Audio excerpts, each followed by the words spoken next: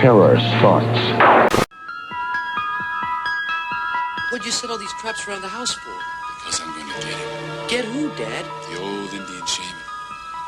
He's out there somewhere. It looks deserted.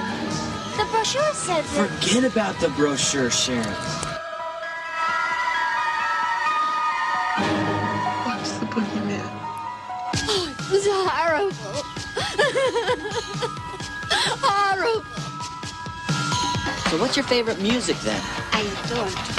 Oh, He's the he greatest. has good listening. I love Iron Maiden. Where's Sid? He is back. What is back? The shaman. The old Indian shaman. My father's been trying to trap him for years.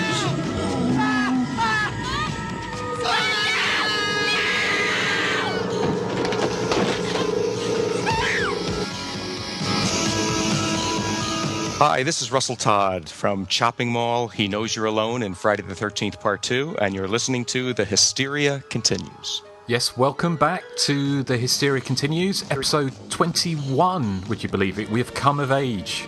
And this week we're covering the 1987 Italian, well, quasi-Italian American slasher Body Count from the renowned Italian director Ruggero Deodato. I think I'm pronouncing that correctly. Before we get into what we're going to be doing this week, obviously introduce you to our detailers of destruction. First up, we have Erik from Dublin. Pilchard curry is a very economical dish. Yes. What's that from? It's from your favourite film. Well, a TV show, Abigail's Party. Oh, yes, of course. Yes, I knew that was... Which I've recently watched, yes. Have you not seen it before? Never, no. Oh, did you enjoy it? Loved it. Yes, it's very funny. Really loved it. Yeah, excellent. And well, you've been a bit damp recently, haven't you?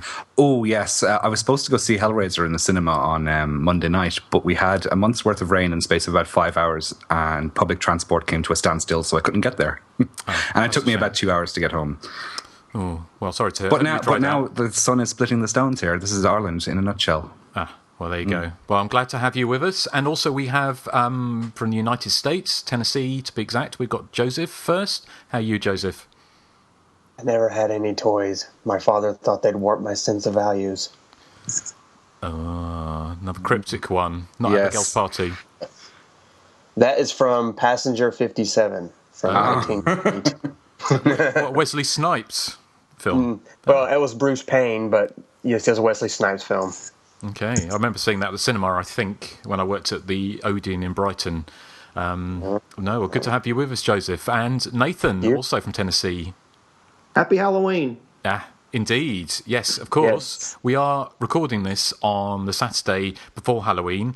The show should go out on Sunday, the day before Halloween. So it's not an all Halloween episode, but obviously it's probably it's my favourite time of the year, and I'm sure it's probably many of your favourite times of the year as well. So we might talk a little bit about some Halloween films coming up as well. Who knows? So, guys, what have you been up to? Anything exciting? I recently did nothing. Sorry. Okay, well, that's all right.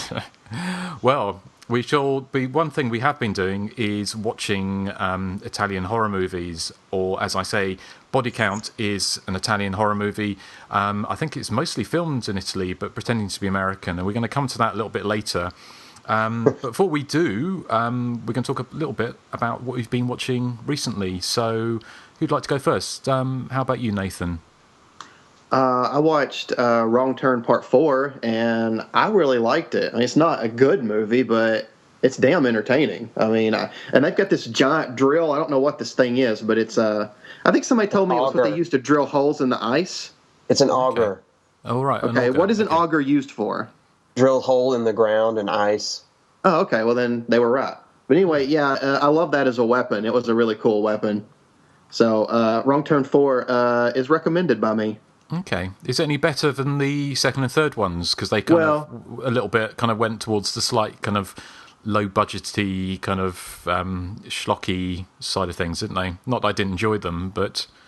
See, I'm not a huge fan of the third one. I thought it was too heavy on CGI deaths, and that just kind of annoyed me. But I love the second one, but I think I'm almost alone in that because everybody else seems to hate it. Okay, but how does it follow on from the others? Because obviously, is it a prequel or? It's a prequel. It is, okay. Okay, all right. Well, interesting. I don't think that's come out here yet. I've not seen it. Have you, Eric? No, I haven't seen the third one either yet. But I did quite like Wrong Turn 2. I really liked the first one though, which I saw in the cinema twice, I think. Yeah. Yeah, no, it's a good backward slasher, a bit like Body Count as well. So, you've been watching anything else, Nathan?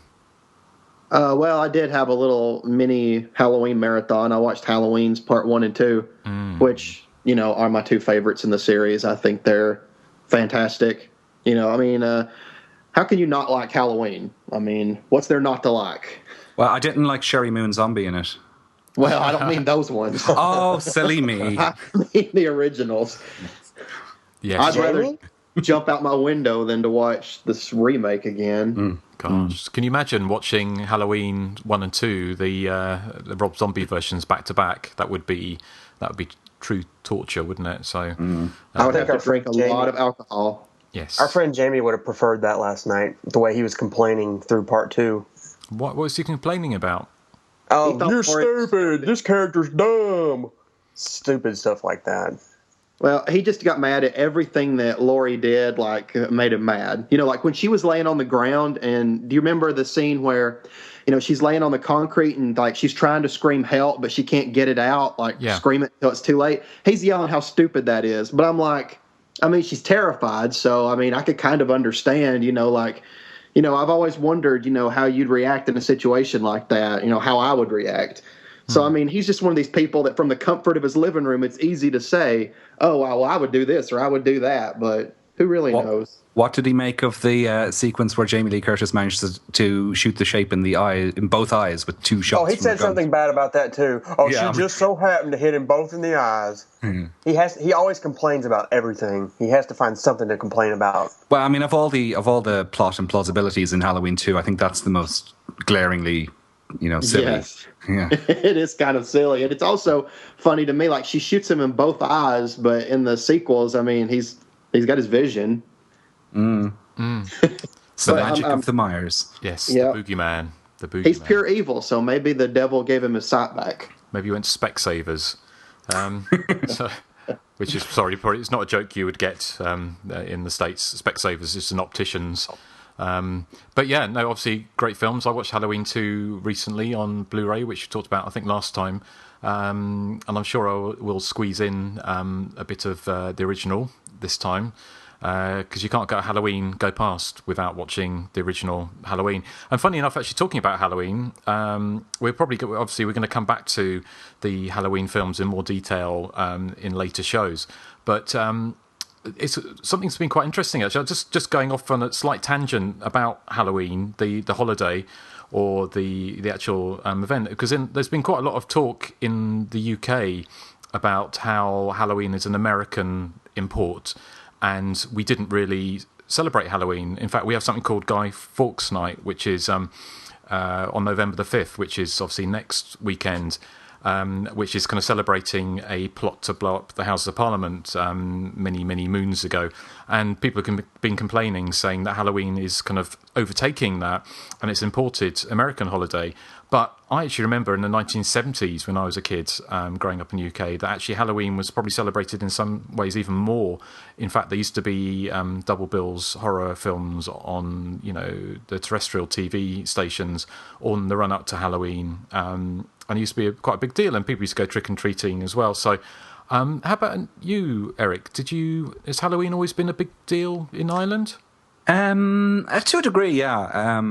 I don't remember ever anyone saying trick or treat when they come to the door. Now, they do go around door to door dressed as, ghouls and goblins and things, but what they tend to do is sing a song or something rather than say trick or treat. Oh, really? Yeah. What, like carol singing? But like kind of, yeah, but I can't even remember what they do. Probably pop songs or something. Do you probably sing Halloween by Susie and the Banshees? Maybe. Ah, well, that would be good. Maybe we could. Yeah, but trick or treat was a completely alien concept to me. The term. Okay. Oh, it's interesting. I mean, what about you, Joseph? Have you always kind of done trick-or-treating? Is it kind of a holiday that's become more, sort of more pronounced now, or has it always been a really big thing? Well, from, age 5 to about 12, I would, I'd always go to the door to door, getting candy. But by the time I, got 12 years old, I got a little too tall for it. But yeah, I try to celebrate Halloween every year. I mean, it's my favorite holiday. Whether I'm at a party or just out, sightseeing. You can take away Christmas, you can take away Thanksgiving, but you can't take away my Halloween. I will snap if you try to take away my Halloween. I love it. Fantastic. Is it a public holiday in the States? Yes. It's considered well, technically it's considered a holiday, but it's not like a bank holiday. So like people still have to work on Halloween most of the time, but it's widely celebrated in stores and at all kinds of establishments, in your home, things of that nature. But the one thing I want to say about Halloween, it really irritates me in the States at least, is that if a Halloween falls on a Sunday, at least in the South, the church will get, pissed off about it and say, "Oh, you need to celebrate it Saturday or Monday because it falls on God's day." And I'm sitting there thinking, you know what? I don't believe in God. I believe in Halloween. I'll celebrate it any goddamn time I want. Exactly. I mean, there's we in the UK. There's some schools that banned celebrating Halloween because it links to paganism and Satanism. And somebody, I think it might have been Bradley Steele Harding, actually. If you're listening, Bradley, thank you for posting this link. If it was you, but to some mental church-going woman who's got a whole series of videos on YouTube. An American woman, looks like it's from the 1980s, and she's just ranting about Halloween being worshipping the devil and pagans. And my favourite bit of it, she's going on about how the pagans worship the devil at Stonehenge, which is often Stonehenge rather than Stonehenge. So it just kind of shows how much she knew. But the other thing I was going to ask, actually, I know we're getting slightly off the subject, although we are still on the subject, I kind of guess, but with Halloween in America, because in the UK, it's all horror. I mean, I went out last night around the city I live in, and we went on a ghost walk, and it was done by this kind of rather camp fellow who, it was kind of a mixture between Heat and Most Haunted, and Heat's a celebrity magazine. So this guy was telling us about hauntings in Bristol, and Bristol's a very, very old city. But he also kept on going, and Shirley Bassey stayed in this hotel and things like that. So it's quite a bizarre thing. But all around the city, because it was a Friday night, there were loads of people out dressed as, there's somebody dressed as Michael Myers. There was people in, lots of girls in lots of black makeup and dressed as witches and all this kind of thing. It's always very horror related, but in the States it doesn't always seem to be that way, does it? It's kind of mixture. You get like ballet dancers and all sorts of. Why is that? There's always wondered. Well, it's mainly just children in their costumes. You get a little girl who wants to dress up as Lady Gaga or Britney Spears or whatever. They'll do that, but mostly the boys that are the ones who dressed up as like ghosts and goblins and scary things. The girls usually tend to float more towards the frou-frou stuff. Okay. Like Erik does. Oi! I don't do any frou-frou. I don't do any frou-frou stuff. You're not wearing a snood at the moment, then, Erik? I'm actually topless at the moment because the sun is blazing through the windows and it's really hot in the apartment. Is it really? Because it's where I am in Bristol, it's kind of grey and overcast and raining. So we swapped weathers. So I'm not happy about that. You're not topless then, no? No, I'm wearing. You have your bra and blouse on. I'd have my bra, yes, my stuffed bra on. So, and my crotchless Erik, panties. are you going to dress up as Bob Hoskins for Halloween? Well, I kind of resemble him already because I am kind of chubby. So okay. There's no adjustment needed. Oh well. I just have to put on. Any of you? I just have to put on the voice. And how can you do an impression of Bob Hoskins? Get up them apples and pears, you slag. God, that's spooky. That's worst spooky. Bob Hoskins impersonation I've ever heard. It's like being in the same room as Way to Bob be Hoskins. supportive. Yeah. Yes. Okay, it was the best. Are any of y'all dressing up? No. Well, because Halloween falls on Monday this year, I'm going to see a gig on Monday to try and get away from all the trick-or-treaters. So I'm probably not going to bother dressing up when we go to that. We had a friend who came to stay with us, and we went a couple of years ago, and we had like 3 parties to go to, and she dressed up. She's the only one who dressed up, and we went to an Indian restaurant, and she painted her face green, and everyone just sat there and looked at her. So it was a bit embarrassing. So, but anyway, about 10 years ago, I did dress up as Michael Myers for part of a. I suppose it's called a haunted house. We don't really have them in Ireland, but we did this year, and I was Michael Myers, and I had to hide in this room and jump out when the kids entered it. They were sort of led around this maze. Yeah, it was a converted community center or something, and so I was Michael Myers. My friend Kevin had all the masks. He'd imported them from the States, and so I was one of the crew. I bet that was fun. It was to a degree until the kids started becoming a bit obnoxious, and I began to lose my patience. Did you stab them for real? I started to feel like Michael Myers for real. Yes. Yes, that would be a bit unfortunate, wouldn't it? Because you can imagine the headlines. Yeah. I dress up every year. Yeah. I have a really expensive Jason costume I might wear tonight at my brother's party, but I'm not 100% certain if I want to dress up or not. Where's your Halloween spirit? Oh, I still have the spirit. It's just, if I'm going to be the only one dressing up, I don't want to look like a moron, so I'm waiting to see if everyone else dresses up. I was a vampire this year. I've seen those photos on Facebook. Is that from this year? That's from this year. It's not my favorite costume, but it was easy to put together at the last minute. So that was great costume. Great costume. Was Wes? Is he Fester? Yeah, Wes was Uncle Fester. Okay, I thought so. Great. Well, have a fantastic time tonight. And if you're listening before Halloween, have a great time. And if you're listening after Halloween, I hope you had a good spooky time. If we get back on to kind of what we're talking about, we're going back to Halloween, the films. Was there anything else you want to say about them, Nathan or Joseph? Did you want to put your opinion in? Oh, I just want to say, I love Halloween 1 and 2, and quite frankly, those are really the only films in the series that I appreciate. I really love the first one, and the second one I really loved it. But watching it last night on Blu-ray and all the detail, and kind of getting into the seasonal aspect of watching it during the Halloween weekend, you can tell that Halloween 2 was pretty much a rush job, meant to cash in on the first film, whereas the first film is a stalker film and it builds atmosphere. The second one's, right into the body count. And there's nothing really wrong with that, but it's a little bit pale in comparison to the first one, but still it's a really great movie. Do you think it would have been any better if they'd gone with the original idea of having Laurie being stalked by Michael Myers in a high-rise? Because that was the original idea, wasn't it? That would have been a pretty good idea. The one thing I don't like about Halloween 2 is I really think the insistence that he's her sister, it's his sister. It feels really heavy-handed, and they're sitting there thinking, now why would he go to a hospital to stalk this girl? And we got to figure out some way to do that. Maybe he was obsessed with her when he first saw her in the first film. That would have been fine enough. They just threw in this kind of soap opera-ish twist where she's his sister, and I don't know. It always bothered me. I mean, I can put it out of the back of my mind, but still, it's there. I think that was the thing with the original film, was the idea that he was he just basically chose her at random, was the kind of really scary thing. Nathan said, well, why couldn't she be a girl that reminded him of his sister that he killed in the beginning or something like that? That probably would have worked better, wouldn't it? But it's not like devastating to the film as a whole, but still it's a little, it bothers me a little bit. I mean, I don't know. It bothers me because it ruins the mystique of the first film. Yeah, that's exactly what I was about to say. It just, like, rewatching the first film, I keep trying to put it out of my mind. Oh, that's supposed to be his sister. That's why he's after her.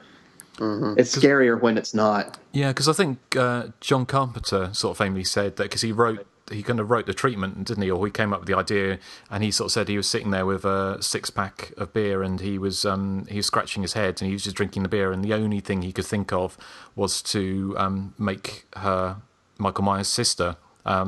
But in retrospect, I mean, I don't think John Carpenter's heart was behind the film anyway. I mean, he was doing it really because, contractually maybe he had to, or he knew it'd make loads of money so he can make some other films or whatever. But sometimes out of that comes really good films, and I really like Halloween 2. It's a fun film, and it's got the real 1981 fantastic feel about it. which I really like. And of course, Jamie Lee Curtis wears perhaps the worst wig in history in that film.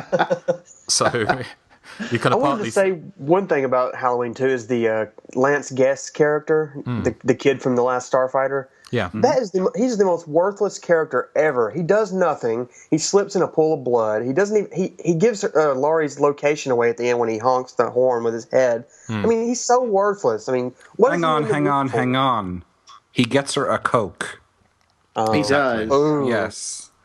Well, yeah. Give her, rot her teeth out. Why don't you? But of course, there's the presumably if you watch the kind of alternative ending where Jamie Lee Curtis goes into the ambulance and then he sits up covered in a white blanket for some reason, even though he's not dead, and he's alive, and then they go, "We survived," which I don't know if I prefer that ending or not, really.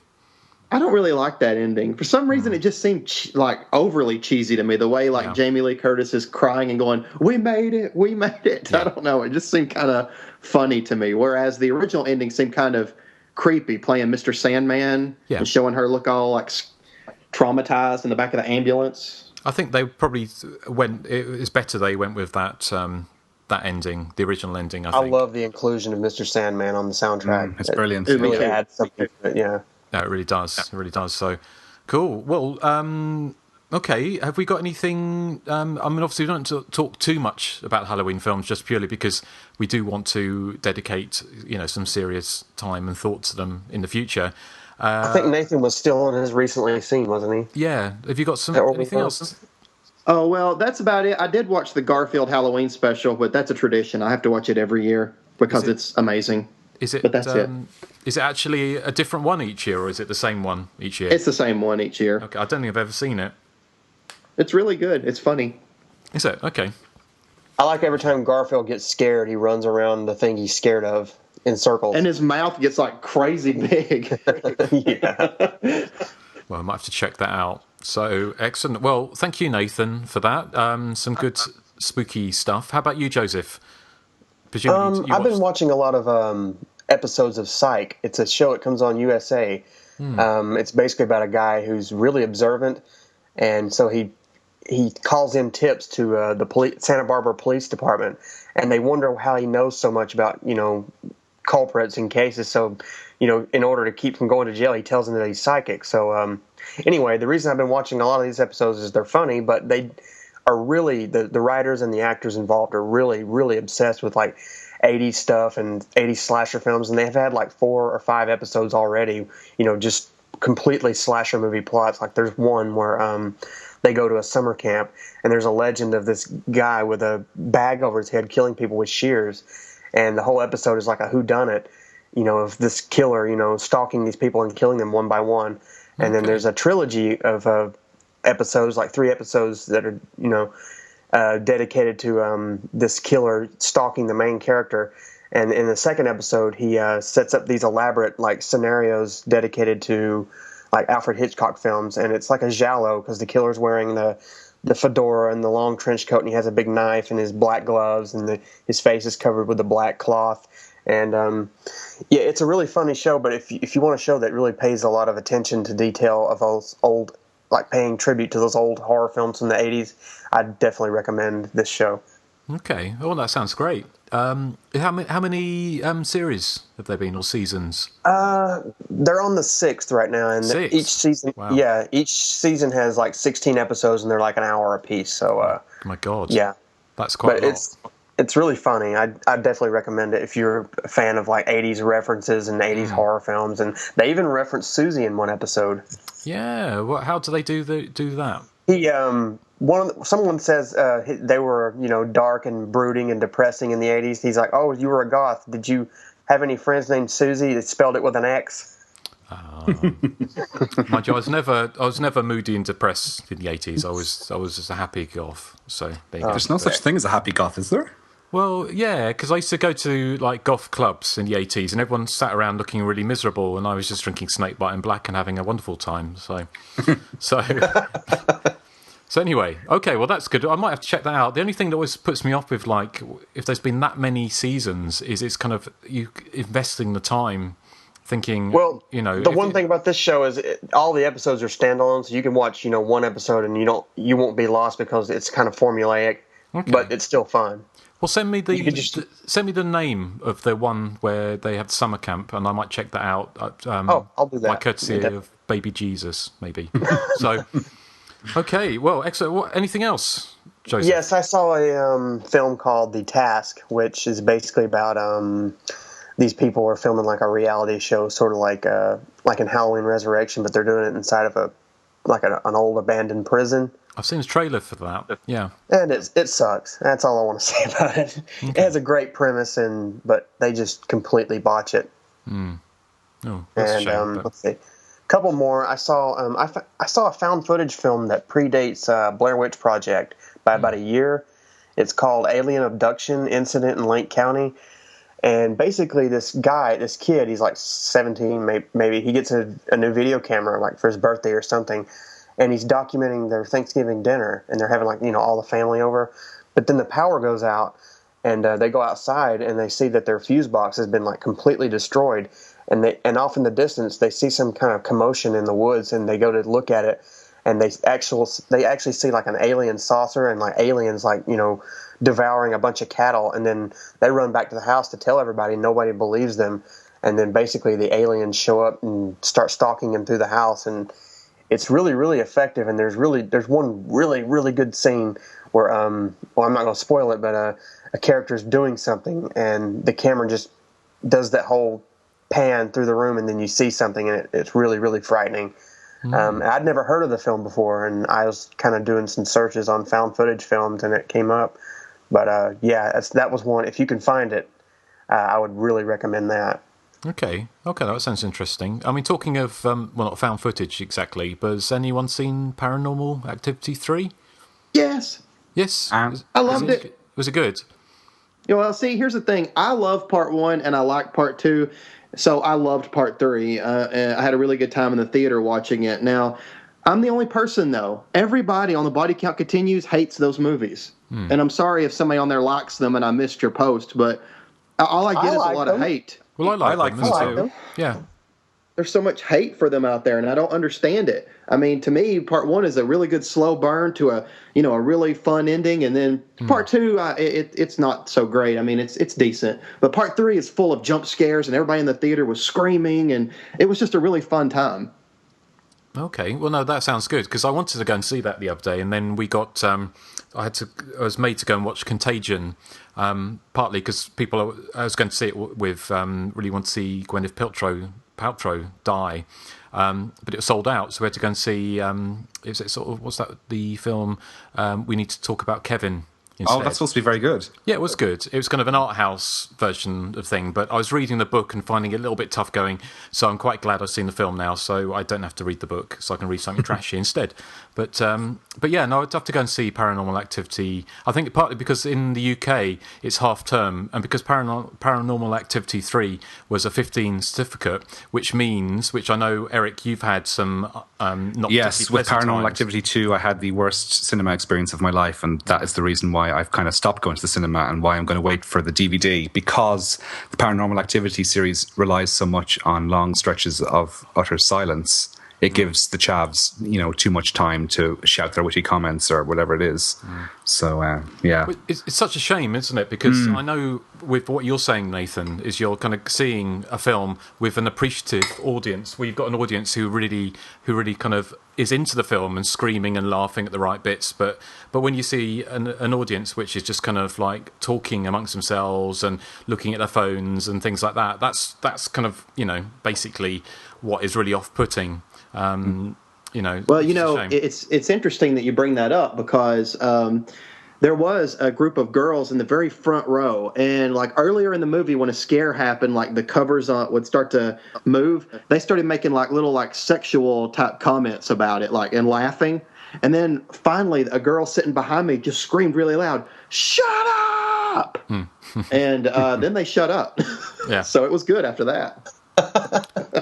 When I worked, I used to work at cinema. Unfortunately, back in the early 90s, and I remember seeing films like Candyman and stuff when they came out.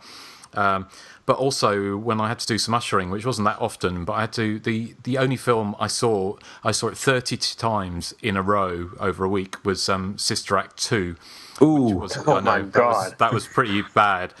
But each cinema had an usher in it. So there's always somebody actually in each showing of each film, which meant if people were inclined to talk or be noisy or do whatever, there would be an usher there to tell them to shut the fuck up. Of course, now you just don't have that at all. Which you haven't had it for a long time, which is why when I went to see Freddy vs. Jason was about almost a decade now, maybe is it a decade? 2003, I think. 2003. We have a story about that one as well. Well, when we went to it, we kind of the person I was with turned. There's people being noisy next to us, so turned to tell them to shut up, and it was like about 3 9-year-old boys who had kind of basically snuck in, had gone to see, I don't know, like some kids sees film, and then they snuck into sort of the Jason and Freddy film, and so they were just sat there kind of enraptured, and we didn't really have in our hearts to report them. But I used to, when I was an usher, used to tell people off, have to, go and get security guards to remove people and people like that. But of course, that doesn't happen anymore, does it? Which is a real shame. No. So, yes. The kids pretty much have the run of the place now, and no one really says anything. Exactly. It'd be good to do that old... what was it? Who was the... Oh, God, William Castle, when he used to put, like, the Tingler, the Vincent Price movie, I think it was put the electric shock things under the seats. So it'd be great if you were the projectionist and you could just see who was wire it up with a annoying. 9-volt battery. That'll shut them up. Absolutely. So that's what I'd like to do. So anyway, that's enough of my psychotic tendencies. Well, Freddy vs. Jason, I had to say because Joseph was laughing and it reminded me, I didn't get to enjoy it the first time I saw it as much as I might have because a little kid was sitting next to me. You can get the large drinks at the theater and they're really huge. And the kid was, he was really young, like 7 or 8, so his little hands could hardly hold the drink and he was sitting next to me and the next thing I know, he drops it and it spills in my lap. Oh. So I had a entire lap. It looks like I'd peed myself full of Coke. Oh. And we went and seen that again, and we had an incident with some children in front. God, that one too. That was you though, being mean. Well, I paid to see the film, not them. I know. What did you do to them, Joseph? These girls kept interrupting the movie, and they'd turn around and they'd say, "You have really weird hair," and I told them to shut the hell up. I told them to shut the fuck up. That I paid to see the movie, not them, and they turned around and they didn't really say anything after that. What kind of hair did you have at the time, Joseph? The same hair I have now, except for I have a little less now. But why was it weird? I guess because it was all bedhead looking and all messed up. And, okay, all right. Well, yes. Well, there you go. Well, that's annoying. I'm ashamed, but I made a kind of a racist comment to this one girl, but I take it back. I'd be glad to take it back. If she's listening now, then you can take it back. She's one of our fans, I'm sure. I'm sure. Well, I actually had to tell a elderly couple, they literally were in their 70s, if not their 80s, to shut up at Dublin's Horror-thon one year, believe it or not. Really? I can't remember what film it was, but I knew it was something extreme, and they sat down beside me and I said, there's no way they're in the right cinema. And they started talking all the way through the opening 10 minutes, and I told them to shut up, and then about 5 minutes later they left. I'm damn sure, because the Horror-thon is held in an art house cinema. And there's sort of the regular films going on in the smaller screens, whereas the big screen is put aside for the horror films. So that was a very strange experience. Well, we had that once, again, when I was working at cinema. We had an old dear, she must have been in the 70s or 80s, and she would come in and say, what is the most violent film you have? What's the most gory film? And she'd always want to see those, and she'd love them. So you used to get loads of eccentrics coming in. There was one called The Jumper who had these kind of bizarre dentures which didn't really fit. So her lips would move, but her dentures would stay shut. So when she was trying to talk, and we called her The Jumper because what she'd do is she'd go into a screen and then jump down all the steps to the front. And then just running on from that, I went to see, I think it's The English Patient of all things, and there was an elderly couple behind us, and they just going things like, oh, look, he's opened the door. Oh, now he's gone in the room. Why has he gone in the room? What's he doing in the room? Oh, look, she's come in the room. Why has she come in the room? and we just kind of like, and we couldn't really get it in our hearts to tell them to shut up, but we just moved seats.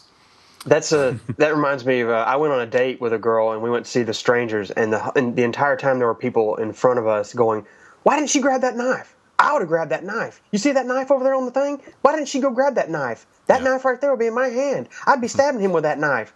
And I was sitting there thinking, my God, shut the hell up already. Yeah. And no one ever told them to leave. They just basically ruined the whole film for me. That's probably one of the reasons why I don't like The Strangers all that much. Yeah, but it's funny, isn't it? You go and see a film. I think we talked about before about going to see Scream and seeing it with one audience. They saw it as a horror film, and another audience saw it as a comedy. And it's amazing how much that collective mentality can change the way you feel about films and how you kind of respond to them. So, yeah, okay, well, interesting. And anything else, Joseph? Yeah, just real quick. I saw another movie called Without Warning from 1994. It's basically, it starts like a real movie. It looks like a murder mystery. And for like 30 seconds it plays, and then it gets interrupted by like a broadcast of like a news broadcast. And basically the whole film, you're like watching a CNN like special report. And it's basically these asteroids are heading towards Earth. And they don't know if it's alien related or if it's just asteroids, but it's basically telling, from different points of view of different news areas across the world. And it's like a big middle finger to the U.S. government and the stupidity of the U.S. government pretty much. And it's really, really frightening, because it's so realistic, and the ending is really harrowing. I guess you could call it a found footage movie. It's basically sort of like in that mold, but yeah, that's another one I'd never heard of until the other night. And they actually use real newscasters in a lot of the scenes, and a few actors in a few of the scenes, but mostly newscasters to give it that real kind of authenticity. But yeah, if you can find that one, I would definitely seek it out as well. Cool. No, sounds good. Excellent. Well, thank you very much, Joseph. How about you, Erik? What have you been listening to? Okay, well, I saw a couple of films. I saw one called Blue Monkey. I don't know if you've ever seen it. It's a 1987 William Fruit movie. He who made Funeral Home. Yeah, Sorry? I know of it. I've seen it. I've never seen it. It's a giant mutant insect movie. It's set in a hospital that's put under quarantine because of this giant mutant insect, so nobody can escape. And it stars Steve Railsback, who was in Life Force, and John Vernon is in there as well from Curtains and many other things. It's pretty standard. It reminds me very much of something like Sean Cunningham's Deep Star 6. It's, the opening half hour is really quite good, but then once the monster appears, it's very clunky, and it shuffles along, with all the mobility of Stephen Hawking's or something. He's very good in his wheelchair, I'm sure. Yeah. Too soon? Too soon. Yeah. Well, he's not dead, the other one I saw is, speaking of Italian movies trying to pretend they're American movies, is a film called Beyond the Door 3, which is also known as A Mock Train. Now, unbelievably, I saw this on the television. Really? Yeah, I was on a station called MGM Movies that we get on our standard cable package. Okay. It's directed by Jeff Whitney, who you must know. Iced, yes. The director of Iced. This was made the year after he did Iced. And it's written by Sheila Goldberg, who is one of the writers on Body Count. She also wrote Stage Fright, and she plays the nurse at the start who's feeding the fish in Stage Fright. She also wrote Ghost House, and Ghost House is probably the closest film to A Mock Train. It's this really surreal, strange story about these American college kids who go to Yugoslavia to witness some kind of pagan event, but not realizing that they are going to be sacrificed. But most of them manage to escape, and they jump on board this train, which becomes possessed, and all sorts of strange things happen, including somebody peeling their face off in an exact replica of what happens in Poltergeist. There's tons of gore, but there's absolutely no plot or no structure to the film, and there's the most hilariously unconvincing miniature effects, because at one stage the train comes off the rails, much like the story, skims across the water in a swamp and decapitates somebody in a boat, and then gets back onto the rails again. Really? Wow. Yes. I can only imagine the special effects must be amazing for that, are they? They are stunning. It cuts very. They obviously knew that the miniature effects weren't very convincing, so it cuts them quite briefly. The cutting is quite fast, but it still doesn't disguise the fact that it's basically a Hornby model train. I was entertained, I have to say. My attention did drift during sort of the non-gore scenes or the non-silly miniature scenes. But it's something to look out for, definitely. I believe Shriek Show put it out on DVD. Yeah, I think they did. Yeah, I've never seen it, but it's one that I've always kind of thought about watching at some point. So, yeah, cool. Okay, anything else? I'm about to go see Halloween 2 in the cinema tomorrow night. Ooh, very nice. Very nice. Is it a digital presentation or is it original? I imagine it's probably being projected off Blu-ray. Okay. Is my suspicion. Now they do. This is at the Dublin Horror-thon again. Now they do show a lot of stuff off 35mm, or they're showing a 70mm print of Aliens on Halloween night. Oh wow! But I'd say for something like Alien or for Halloween 2, they're probably going to just project it from Blu-ray, which still looks good. I mean, I've been to in the early days of the Horror-thon in the late 90s. They used to project stuff off DVD, and it didn't bother me in the slightest. I remember going to see Phantasm, and it looked pretty darn good, I have to say.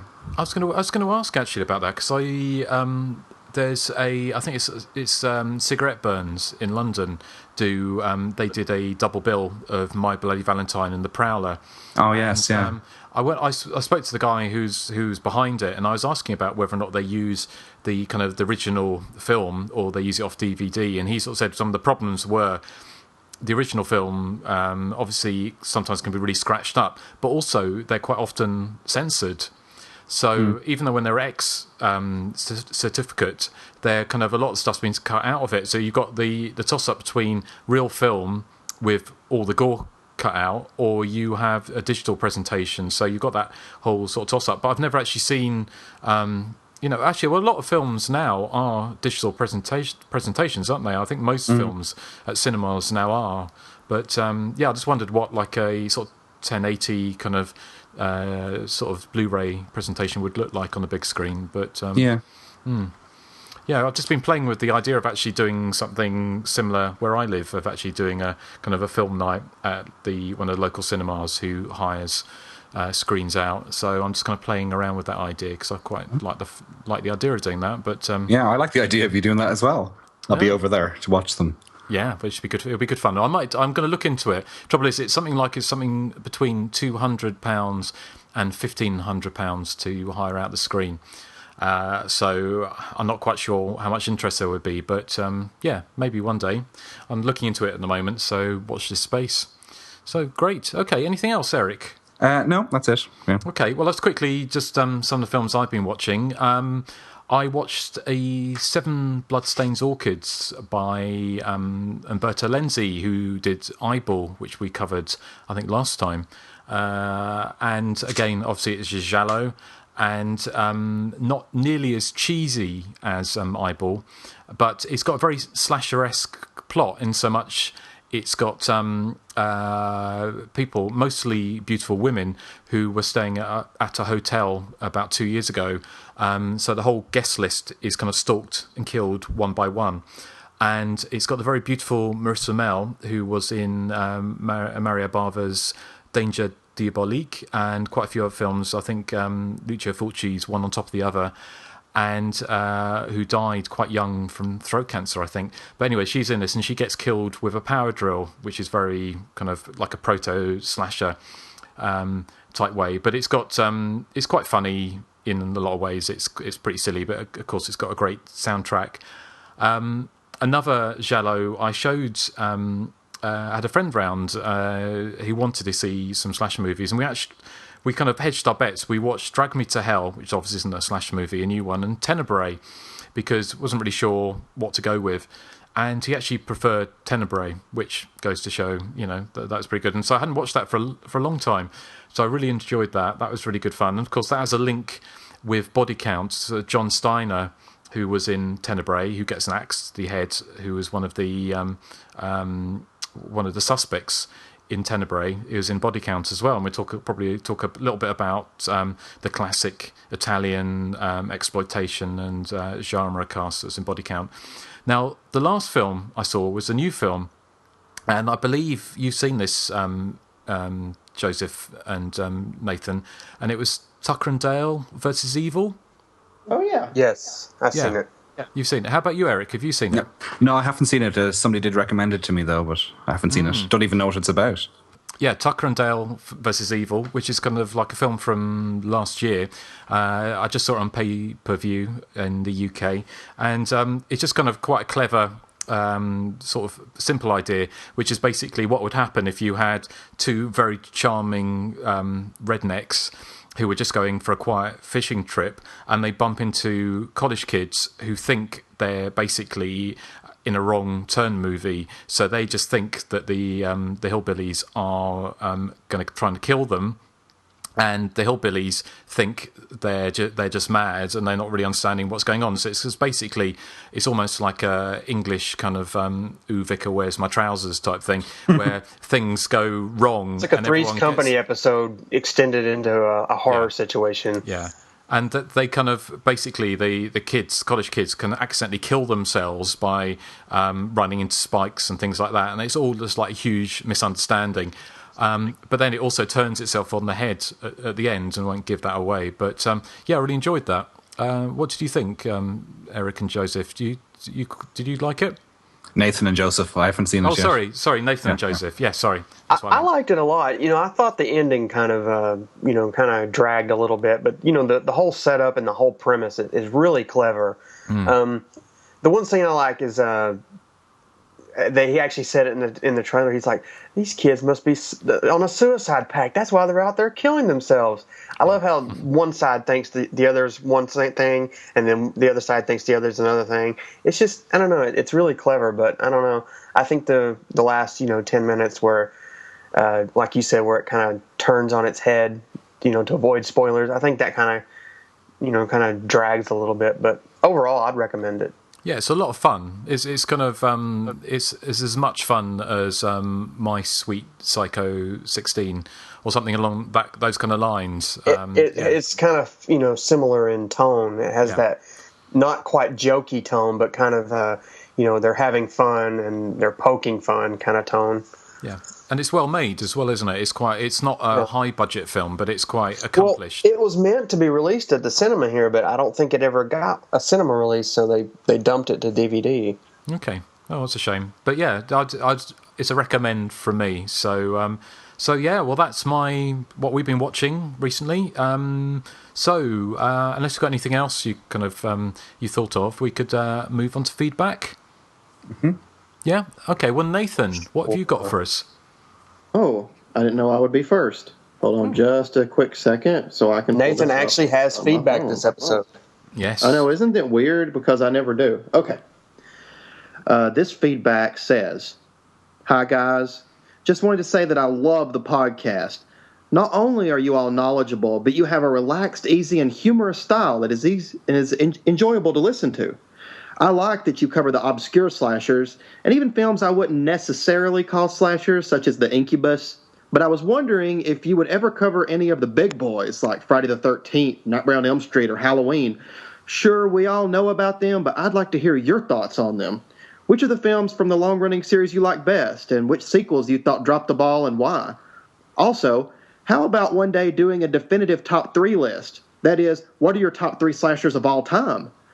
Yeah, there might be some repetition there, but with some of the same movies appearing on more than one list, because I can't imagine Halloween not being on anyone's top 3 list. But I'd still like to know what are your best of the best and why. Anyway, please do keep up the great work. The podcast verse would be a much colder and darker place without you all. Best, Brian Sammons." Thank you, Brian. Well, Thank you, Brian. Thank you, Brian. Well, I'm sure we will get onto the big boys later, as it were. But I don't know. It just depends, doesn't it? Because I kind of guess in some ways we've stayed away from some of the bigger films just because they've all been done, not necessarily to death, but a lot of people chat about them, and people don't talk about films like The Incubus or Body Count. I do want to say that there's a holiday coming up, and there's a film that coincides with that holiday, and I will be picking that as one of my picks, so you might see one of the big films soon. Oh, okay, right. I think you might know what it is. Is that Memorial Day Massacre? Yes, that's it. Okay. Right. All right. Well, thank you, Brian. New Year's Evil.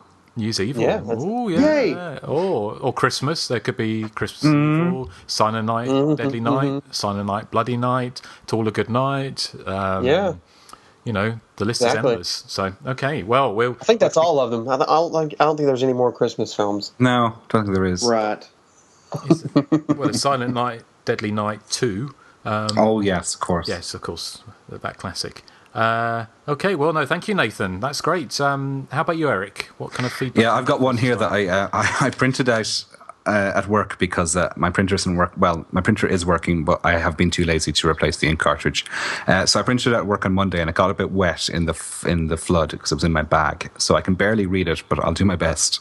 This is from Lee Howard, who is also known as Count Fosco, who was one of the gentlemen behind the Movie Matters podcast, which we were plugged last week. They did a great Giallo episode a few months ago. He says, "Afternoon, Eric. Thought I'd write a few lines of appreciation for the Hysteria Continues. I've listened along since the first episode in January and the launch of the podcast, coming hot on the heels of reading Justin's Teenage Wasteland at Christmas. It's been a real delight to rekindle my love of 80s slasher films with you guys as my guides. The slasher genre was arguably one of the first categories of film I became a dedicated fan of in my early teens. I've long held John Carpenter's Halloween to be as influential to horror as Universal's first Frankenstein, directed by James Whale. However, with the passing of time, my tastes diversified over the years as I explored other genres and types of films, although horror has always remained my genre of choice. As Erik knows well, I'm a passionate fan of Italian horror cinema, especially the giallo. Slashers and gialli, whilst being historically, culturally and aesthetically different, do champion a shared spirit of blood, boobs and blades. It has been through your podcast that I've been informed and rewarded for basking in the warm nostalgia glow of the 80s in the company of the films I indulged in so gleefully in my youth. You've also turned me onto a number of lesser films that I missed first time around. Thank you, fellows, and I intend to keep watching along and listening to all your future shows. Love you all, and may the hysteria continue and continue. XXXXX. Oh, that's Lee Howard, a.k.a. Count Fosco. Yes. Lee is based in London, I believe. Yeah, well, brilliant. Thank you, Lee.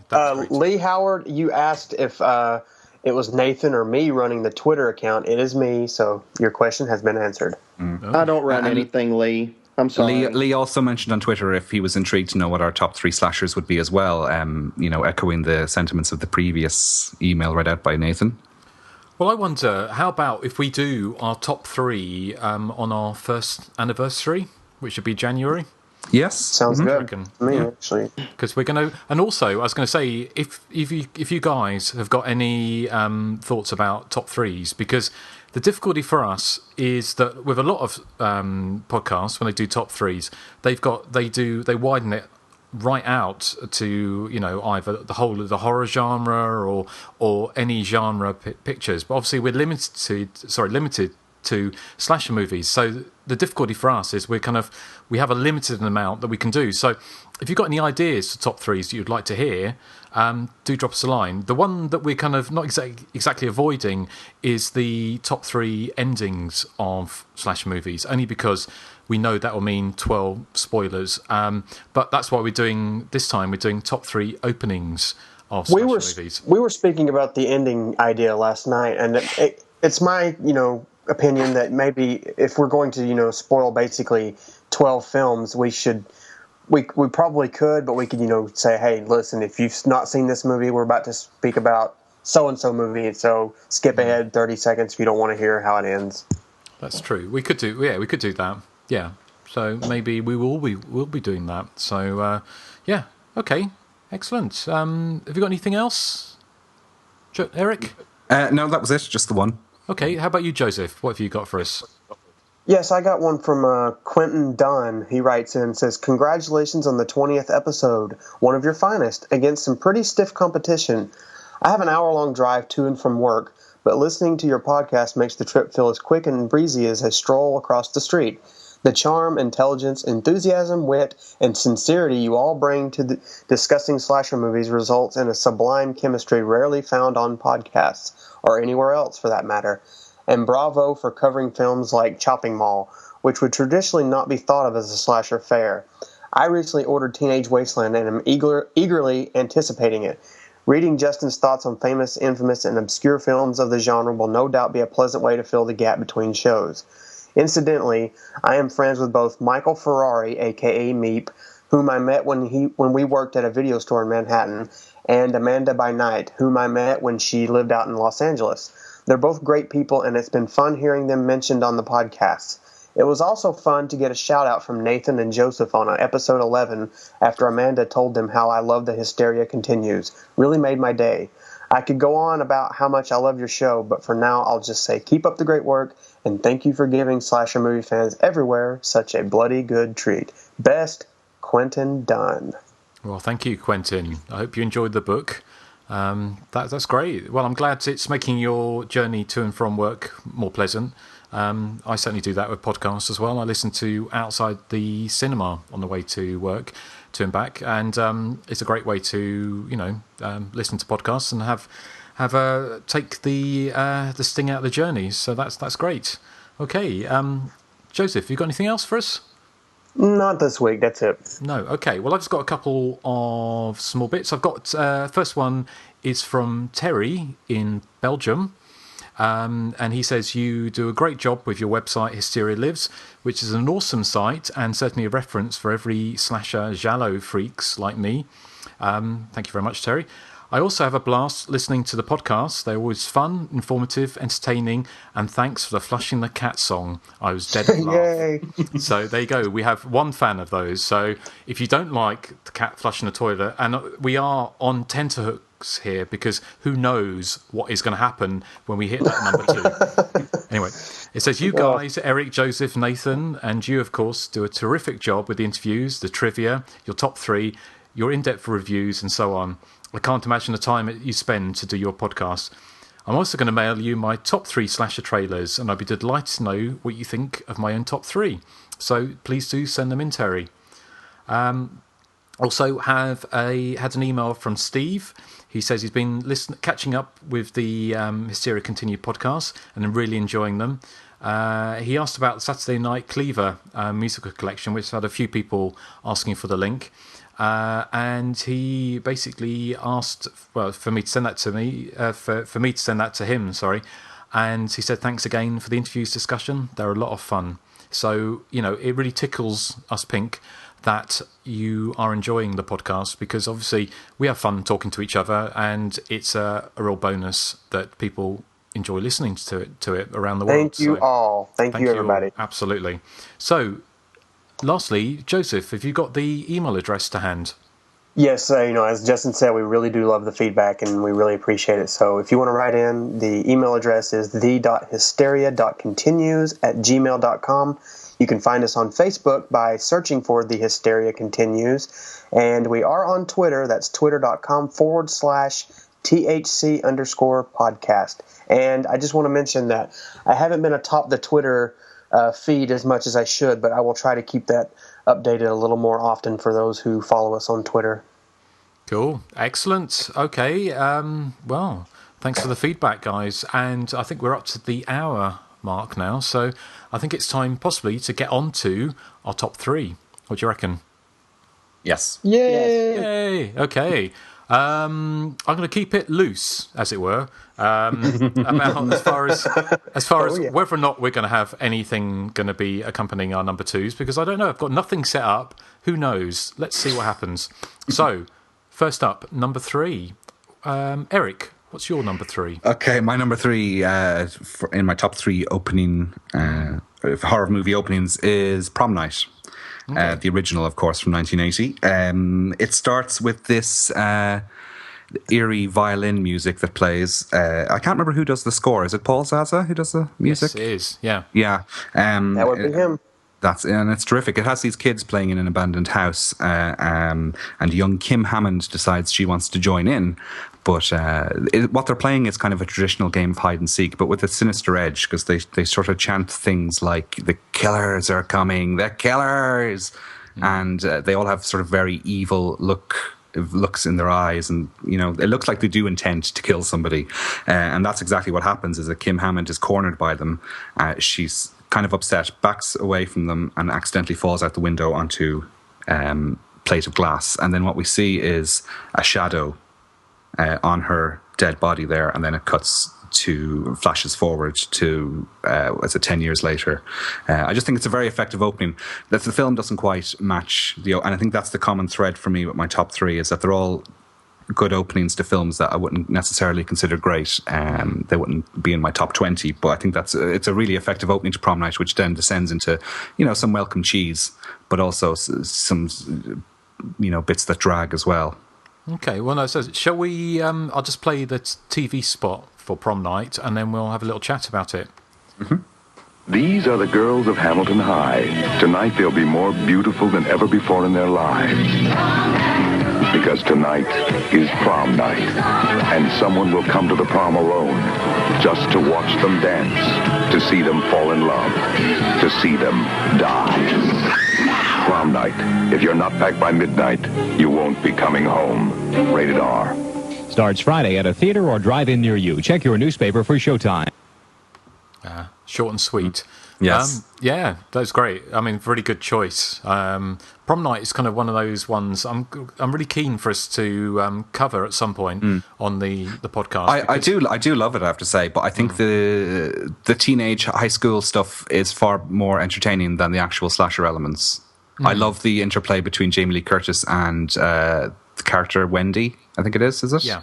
Yeah. The bitchy girl. Yes. Yeah. I think they're brilliant every time they're on screen. And of course, I love the disco dancing, being a fan of that type of stuff. But it's interestingly enough, with the disco dancing, I mean, if you've read the Jamie Lee Curtis biography that was out, Scream Queen, it was that disco was pretty much out already by the time they made Prom Night, and they were all a little bit embarrassed to actually be doing disco dancing because it wasn't very trendy at the time, which, of course, obviously that fantastic soundtrack was in fact actually a little bit passé in 1980, but there you go. So cool. Okay, was anything, Nathan and Joseph, did you want to say anything about Eric's choice? I love Prom Night. Yeah, it's a good movie. I think it drags a little bit, but overall it's a real fun movie. I mean, I need to watch it again. It's been a while, so maybe my appreciation level will go up a little bit since it's been so long since I've seen it. All I want to say is, it's not who you go with, honey. It's who takes you home. I love that line. Yeah. I'm going to remember this night for the rest of my life. Yes. Okay. Well, no, thank you, Eric. Nathan, how about you? What's your number 3? My number 3 is from the Slumber Party Massacre Part 2. Oh, okay.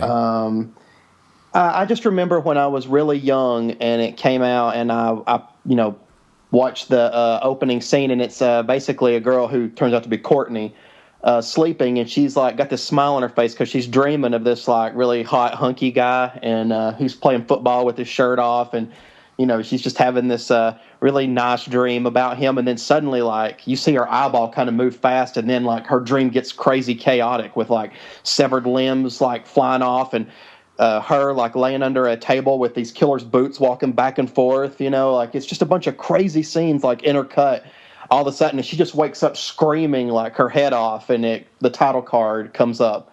So I mean, it's not really a long extended opening sequence. It's just one that always stuck with me for when I was a kid. I think it might have traumatized me. Cool. Yeah. Okay. Well, it's kind of it's such a kind of a jarring leap, isn't it, from the first film to the second? Oh, yes. The second, is crazy. It's crazy, isn't it? Yeah. Very cheesy. Yeah. No, it's kind of... Shall I play a little bit of the trailer for you? Would you like to hear that? Here we go.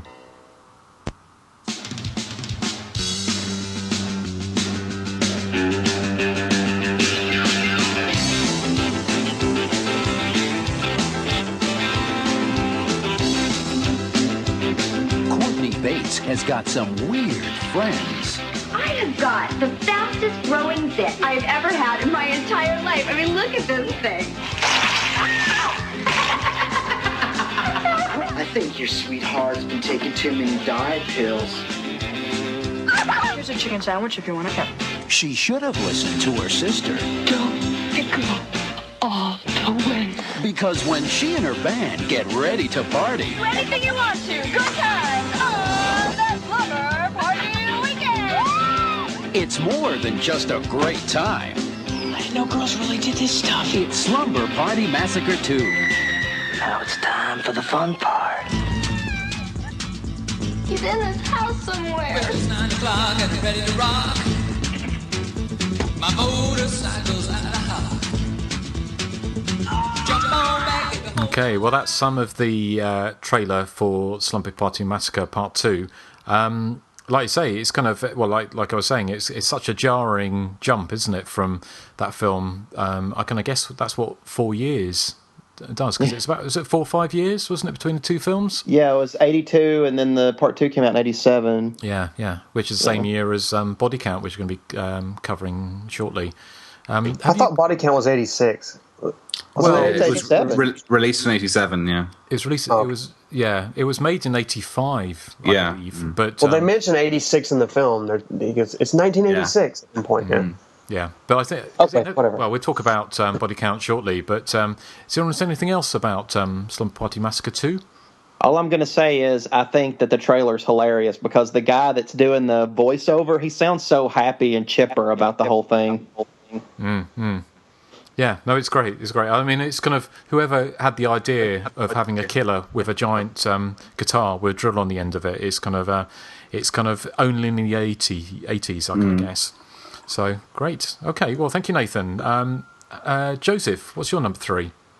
My number 3 is the opening scene to Scream, not the Wes Craven one, but the 1981 version. Okay. Basically, it opens with a really slow pan across a room, and it gets to a mantle, and there's a figurine of a butcher, a baker, and a candlestick maker, and then it pans away from them to a clock, and the music that they play in this scene is really creepy, and then all of a sudden you hear doo-doo, doo-doo, and then it slowly pans back to the butcher, the baker, and the candlestick maker, and the butcher has blood on his little meat cleaver, and he's cut off the heads of the baker and the candlestick maker, and then it kind of, focuses on his eyes, and his eyes move, and then it fades out into the title card. And I've always thought that scene was really, really, really creepy for some reason. Okay. Well, no, it's kind of a funny... it's one of those films that really divides people, isn't it? Because it's... I've said before, a lot of the reviews on Hysteria Lives are from... Oh, God, no, some of them from like 12, 13 years ago. And it's a film that I quite fancy looking at again. But I remember thinking at the time it was kind of deathly dull. But I do remember the beginning of it. It's a slow film, but it's very, very atmospheric. It is. Well, it's funny enough, I was actually just looking for a little clip of that film, and it shows how obscure it is because there's no trailer online for that film. But when I put in Scream 1981, this comes up. See if this... Oh, cool.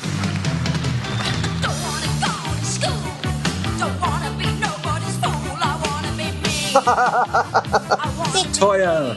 Yes, unfortunately it's Toya. Well, not unfortunately it's Toya. But anyway, enough of that rubbish. Oi. So, what's this oi stuff? You've done it twice this episode. What? Yeah. Erik, he just dissed Toya. No, I didn't. You did. You said enough of that rubbish. I was talking about YouTube. I wasn't talking about Toya. Okay, well, as long as we got that clear. Yes, of course. Okay, well, no, thank you, Joseph. I mean, before we say that, have you seen Scream 1981, Erik? I have, yes. I do like it. It is very, very slow, and I can understand that if I'd seen it maybe 10, 15 years ago, I would have hated it, because that was at a time when I wanted every slasher movie to be like My Bloody Valentine or Friday the 13th or Halloween, whereas that's not the reality, so you've got to broaden your horizons a bit and just understand that they're not all going to be like that. And it does have a fantastic atmosphere. And speaking of changing your opinion on thing, I did a review for Slumber Party Massacre 2 for Hysteria Lives, I think, and I slated it. But the more I think about it, and I haven't watched it in a while, the more I think about it, the more I think, hey, it sounds like it could be quite interesting to go back and revisit, and I'm sure I'll probably revise my opinion. Yeah. Okay. Well, no, cool. How about you, Joseph? What are your thoughts? On Scream? Well, of course, no, sorry, I'm getting confused. Sorry, Nathan, I mean. Sorry. Oh, yeah, I love Scream. I do think it's slow. I think that its biggest problem is that there are way too many characters, and there's really no, like, main character. It's just a group of people. That doesn't really focus on any, like, main character, and I don't consider Lou a main character. But I'm just saying, but it's a really good movie, and like its atmosphere makes up for its shortcomings, in my opinion. Cool. Okay. Right. Well, that's Scream 1981, and we're almost on to number twos. But my number three, I'm just going to play a few seconds from the opening of my number three, and here it is.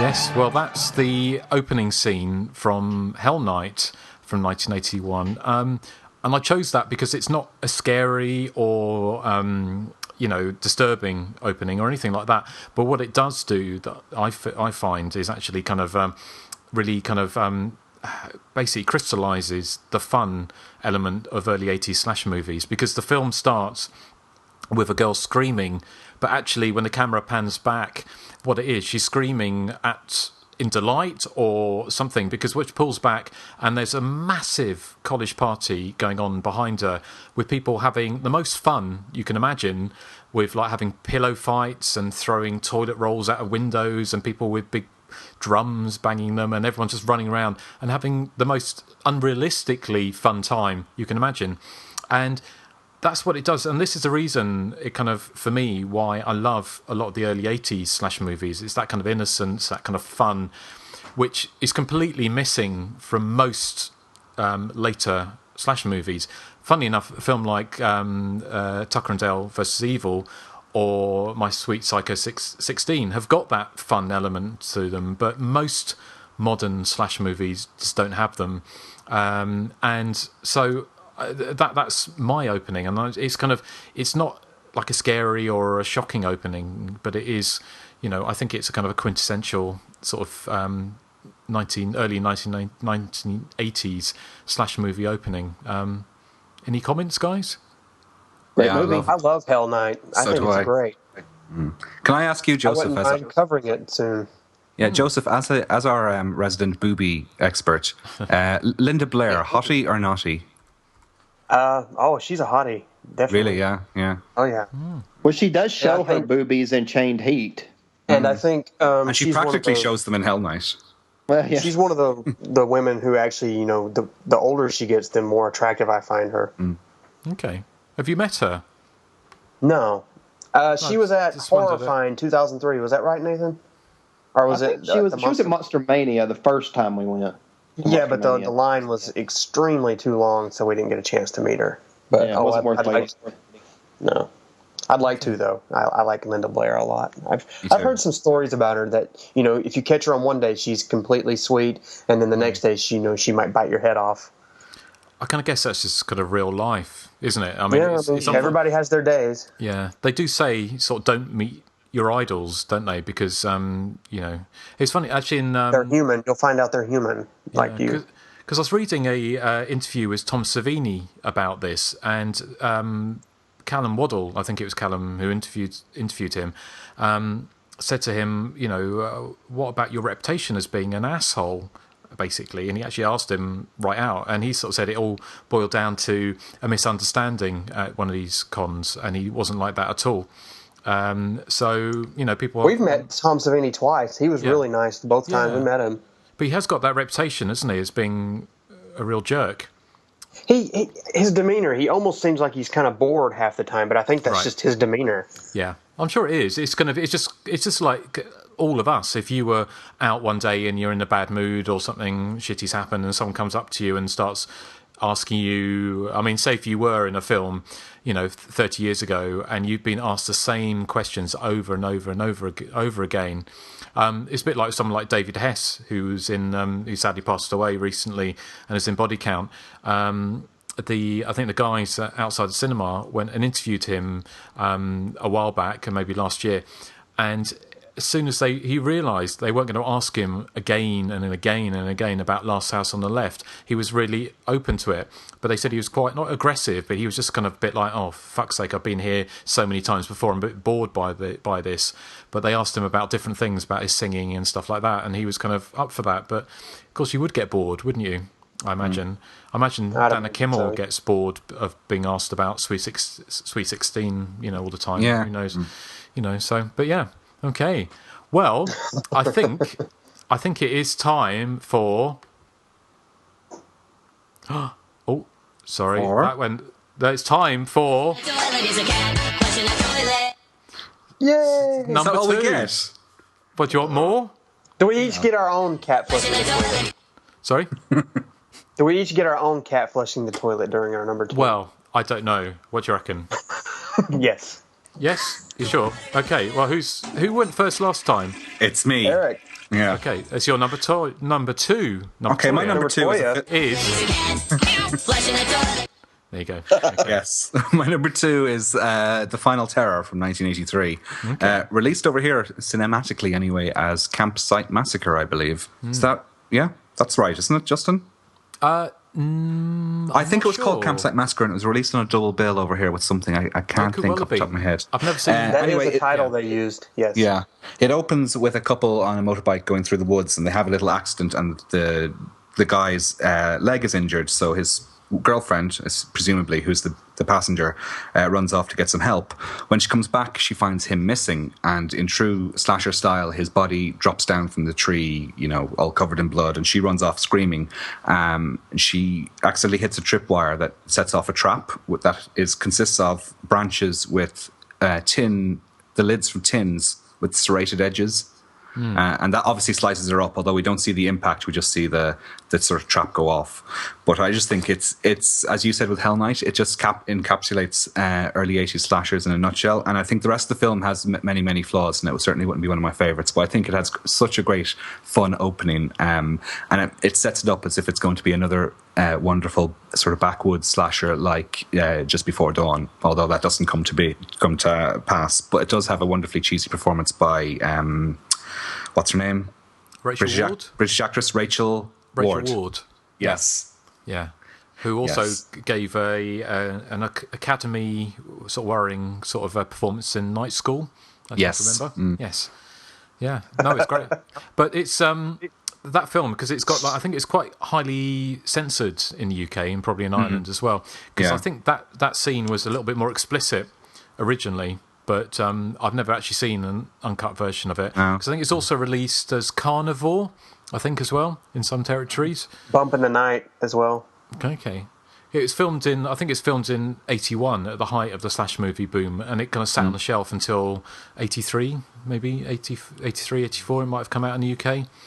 But it's good fun opening. Thank you, Erik. And shall we? Who wants to go next? Who wants a little bit of? Nathan. Who wants a little bit of? It was me next. Oh, okay. Do you want? Oh, it's the reverence in your voice there. It's kind of like the Pope's visiting, or Susie's come into the room or something. But here we go. Flushing the toilet, he's a cat. There you go. Okay. Yeah. Some people are really, really going to hate us, aren't they? Some of them. Now, some people are fans of it, though. It's kind of 50-50, I think. I think you're right. Well, yeah. Our good friend Cameron Perry loves it. Oh, well, this is your fault, Cameron. Okay. Sorry, Nathan, Body Boy. What's your number 2? My number 2 is from He Knows You're Alone. And I love the opening. It's a guy and a girl who are, a couple in the woods. And, of course, in cliche territory, she hears a noise, and he says it's probably nothing. But then he decides to go investigate and disappears, and she goes out there trying to find him. And, obviously he's dead. And then the killer shows up and, comes after her. And, that opening was entertaining enough, but then it kind of pans back and we realize we're actually watching people in a theater watching this movie. And it's 2 girls, and one of them is getting kind of creeped out, and she doesn't want to be there anymore. She wants to leave and all this, a guy is sitting right behind her, and basically it ends up, that he's a crazy killer, and he stabs through the theater seat during one of the big moments when everybody's screaming. He stabs through the seat and kills the girl, and then leaves, and nobody really notices when it happens. But I thought it was a nice little double whammy opening. Yeah, no, it's great, isn't it? Because it's slightly not ironic, but it was kind of lifted, wasn't it, for the beginning of Scream 2, that whole idea. And then, so it's kind of like, but it was already being kind of postmodern, wasn't it, back in 1980? Right. Yeah. I want to see the movie that they were watching, too, though. I wish it was a real movie. Is that the I one? need to see He Knows You're Alone again, because the last time I saw it, I didn't care for it, but you said you watched it recently and that it gotten a lot better. Oh, I loved it. That'd be a good one That cover. guy in the beginning, of course, is Russell Todd, who we heard at the start of the podcast. Yeah. Yes. That's all great. Hence tying it all together neatly. That was intentional, wasn't it? Of course. Yes. Of course. He knew that was going to happen, yes. Yeah. It's a finely oiled machine, this podcast, Yes. as you imagine. So, excellent. Well, thank you very much, Nathan. And Joseph, do you want a little bit of your cat flushing a toilet? Do you even need to ask? No.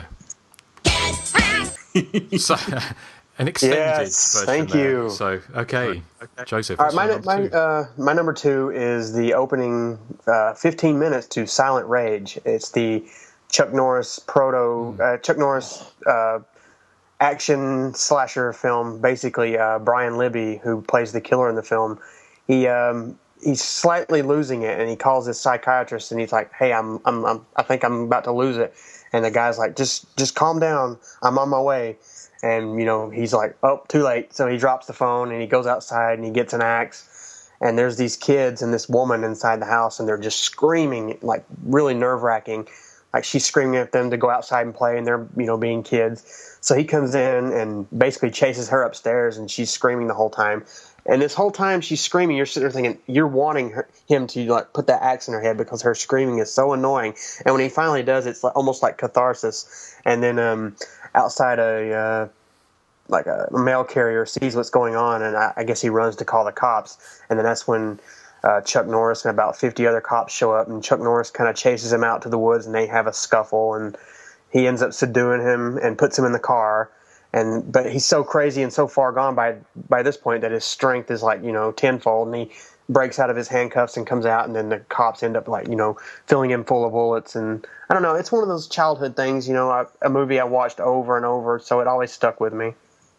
It's a good action-packed opening scene. Yeah, I can remember that quite well actually, because it's quite it's quite an arresting opening, isn't it? Yeah, it's kind of you wouldn't. I mean, it just shows the reach of the slasher movie in the early 80s, wasn't it? To actually get Chuck Norris in a slasher movie. Yeah, but it's am I right in thinking, Nathan, you don't like it, do you? No, I don't like it. No, okay. To me, I don't like martial arts movies at all. I've never even seen one that I like. So not even I Ninja dislike 3. all. Well, no. Ninja 3 Domination. I don't remember That's a great it that one. well. Lucinda possessed by a ninja. So I might rewatch that one. But to me, Silent Rage just combines a genre I love with a genre I hate. So the result is me being very underwhelmed. Well, you're going to have to watch it again and give it another chance, because if we're going to have to watch the crap you're going to pick next time, then you're definitely going to have to watch Silent Rage. Y'all are going to like the next movie I pick. No, we're not. Maybe. No, we're not. We're not. No. You might have gotten away with it with us. I cannot believe that y'all are going to bash it. You might have gotten away with that with a Splatter University, but it's not going to, lightning's not going to strike twice for you, buddy boy. Bash what? No, I said you might. I just think I can't believe y'all are going to bash my next pick. Oh, okay. All right. Well, you probably have read my review of it on Hysteria Lives. So I read Splatter University, and you said you liked it better. Yeah, but I'm not quite sure. Who knows? Maybe. We shall see. But okay. Well, I think it's time for me to retire the cat flushing the toilet, and I'm going to say solemnly, this is the last time we will ever hear this. No. This episode.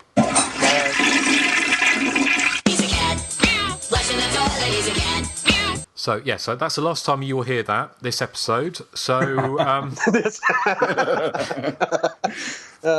so my number 2 is it's a film I've picked a few times before, but it's When a Stranger Calls, and it's kind of the first 15 minutes of that film, which was the Fred Walton who made the film. He did a short film which basically was the first 15 minutes. I'm not sure if that film's ever been released anywhere. It'd be great to see it.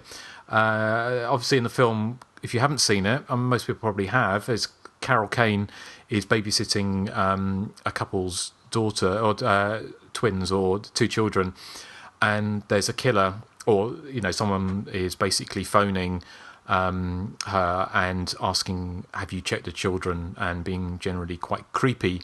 And it turns out, borrowing from Black Christmas, that the killer is phoning from inside the house. But the first 15 minutes is kind of a masterclass of tension and horror and slow building dread. And, I think it's probably, it's the second most favourite, or if that's the right term, of slash movie openings, because I think it's a great sustained scene. Unfortunately, the film can't sustain it over 90 minutes, but obviously when they remade it, they tried to sustain it over 90 minutes, and that didn't work either. So in small bite-sized pieces, When a Stranger Calls is my number 2. So there you go. Scary opening.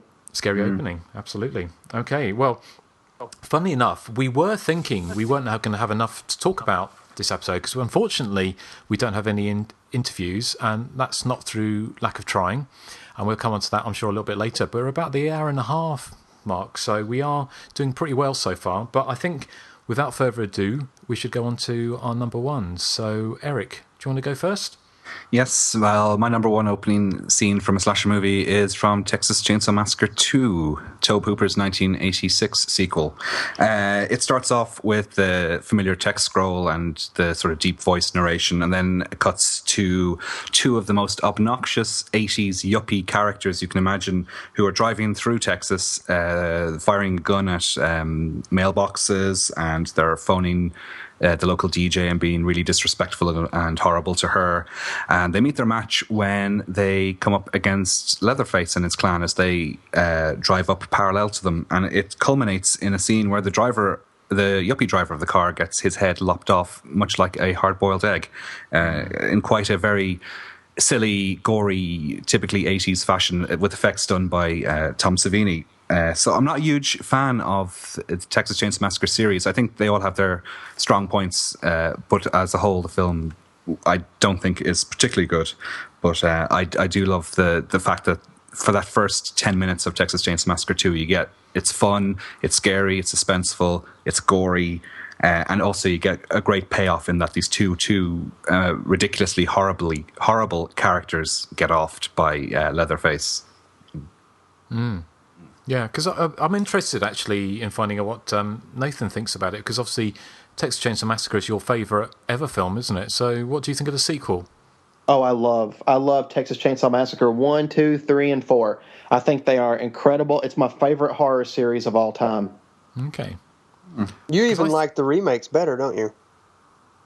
What? Who? I said you even like the remakes better, don't you? I don't like the remakes better than the original. That's what you told me. Fight. You said they were much that. better. I never because said that. you get to know more about Leatherface. That's what you said. That's Jamie. Jamie says that. I didn't say that. The original Texas Chainsaw Massacre is my favorite, followed by part 2. I mean, not part 2, followed by part 4. Then 2, then 3. Okay. Part 4.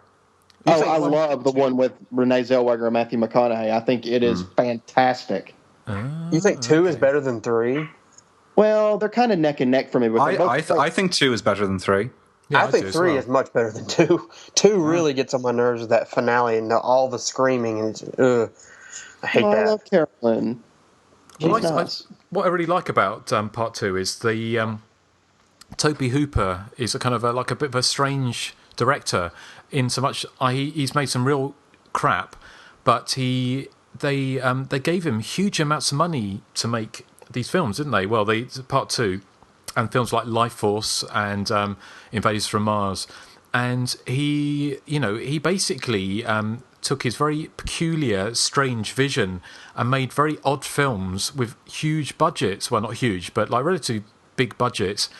And Texas Chainsaw Massacre Part 2 is it's a very odd film. It's a kind of a comedy, isn't it? And I think I really like it. I think it works really well. But it is a very odd film to follow up. And you can understand why it didn't do particularly well in theatres, just purely because it wasn't what people are expecting. But, I think it's a good film. I enjoy it. I'm not so sure about the third and the fourth one, to be honest. But the third is probably one of my favorites in the whole series. I love the third film. I'm trying to remember. I'm trying to remember if I can't even remember the third film, to be honest. So Ken Foray, isn't it? Yeah. Okay. Viggo I think the problem with the third is that it's the most forgettable entry in the series. It's no really way. good, but it's forgettable. Well, I've forgotten now. So I'll never forget it ever. Okay. So there. Well, that's good. Thank you for your number one, Nathan. That was Eric. That was Eric. That was me. Sorry, I'm losing track. So who we got left? We got Nathan. Me. Okay, Nathan, what's your number one? My number one is from A Nightmare on Elm Street Part 3. And I love when it first opens up, you get a title card that says, "Sleep, those little slices of death, how I loathe thee." And that's by Edgar Allan Poe. And then you get this music, and the music is intercut with the girl building a papier-mâché craft project. But I just love how it's close-ups of all this arts and craft projects that she's working on. And then we find out it's basically the house, which everybody seems to call Freddy's house, but really, isn't it Nancy's house? Yeah. It's Jesse's house as well. Yeah, it's Nancy and Jesse's house. It's not really Freddy's house. I mean, he didn't really live there. Okay. It's an unanswered question. I don't think we'll ever get the answer to. Yeah. It's that's a film. That's the one with Jar Jar in it. Yes. Yep. Yes. Can I ask you something? Sure. Who gives a fuck what you think? I also love the. I keep mentioning Freddy's Revenge every week, it seems, but I love the opening sequence of that as well, with the bus that scoots off into the desert and the ground falls away. Hey, Eric. Yeah, that's good too. You remember when you picked the Nightmare on Elm Street 2 artwork? Yeah. Well, the Walmart here now has that artwork for sale on a T-shirt. Ooh. Yes, so I'm thinking about purchasing one. Oh, yeah. Excellent. Excellent. For you, Eric, as well. Sorry? Get one for you. You wear a medium, don't you? No, small. Small, okay. Yeah. I will send one out off in the post. Small. Well, there you go. Yeah. Small. Got to take pictures, though, and put it on our Facebook page. Well, thank you, Nathan. That's a great choice for your number one. It's a film I haven't actually seen for a little while, actually. I think I watched the original and part 2 fairly recently, but I haven't seen part 3 for a while. I think I saw it at the cinema originally, but I haven't actually seen it for a long time, so I shall look forward to revisiting that. Joseph, what's your number one? My number one is the opening sequence from Friday the 13th Part 2, and basically what they do is they take the heroine character from the first, and they kill her off. Spoiler, I mean, who hasn't seen this movie anyway, but basically Alice is in the house, and, there's a lot of little creaks and noises, and she's kind of, freaked out, and her mother calls. She's like, oh, I just need time, to deal with this, and then she gets another call by someone breathing over the phone, and there's the requisite, false scares until basically, Jason stabs her in the temple of her head, and she sees the severed head of Jason's mother in the refrigerator. I always like this scene because they have the audacity to kill the final girl from the previous film, and then just start anew with a completely different kind of tangent story. But the one question I always have is that Jason calling her and breathing? And if so, how does he know how to use a phone if he's been living in the woods all this time? And whose phone was he calling from? How did he even find Alice's house? Exactly. But, unanswered questions aside, it's been an opening scene. I've always loved that opening scene. And, for my money, Friday the 13th Part 2 is my favorite in the series. It's a great opening scene, but Alice is not dead. So I think she is. I do too. I think she's now, dead. if she's dead, how did I meet her at Monster Mania a couple of years ago? Yeah, answer that one, Justin. Yeah. Because it's not her. It was a woman. Well, now who played she her. agrees with me, though. But I tell you, I was thinking about this, and I know why she's wrong and why you're wrong. Is because there's a great image of Amy Steele brandishing a machete, and behind her there's the dead bodies at Mrs. Voorhees' altar, and one of them has a screwdriver in their head, and that must be Alice. It's got to be her twin sister, though. He just missed Alice, unfortunately. Could be. Yeah, there could be some ludicrous explanation like they did with Halloween Resurrection. Yeah, I mean that's to explain. Yeah, but I do think it's not impossible. It's not impossible. Nothing's impossible. But I think it was really, really nice of Jason to take the kettle off the stove. Yes. Yes, that was very thoughtful of him. Health and safety. Well, maybe he wanted some of that. He needed a nice sip of tea after killing. Yeah, he wanted a cup of tea after killing. Yeah. Yeah. Well, who wouldn't? So. I love it because I do love the opening to that, especially the little girl singing "Itsy Bitsy Spider" and she's jumping through the rain, and then Jason steps into the puddle. And I think I'm right. That's excellent. I love that. But I think I'm right in thinking it's actually a woman playing Jason in those scenes. Yeah, I think I remember reading that in Crystal Lake Memories. Yeah. Yeah. So, but yeah, great choice. Thank you very much, Joseph. You're welcome. Yeah. Well, my number one, to come into number one, is probably no great surprise, and harking back to what we've already talked about is Halloween, and the opening of John Carpenter's classic. Which many people still think invented the whole point of view, the killer's point of view, stalking the house. And of course, with Halloween, you had the steady cam, so it was very fluid. It was kind of like someone walking through the house. But it's something I've raised before, because although I love it, and I would say that Halloween, ties with Suspiria as my favourite film of all time. But the opening of Halloween is basically stolen from an earlier film, and that film is Blood and Lace. And I've posted on my Hysteria Lives Facebook page the opening of Blood and Lace, and you should watch it because it shows almost an identical sequence of, certainly at the beginning, of a point of view of the camera being the killer walking up along a house through a door into the kitchen.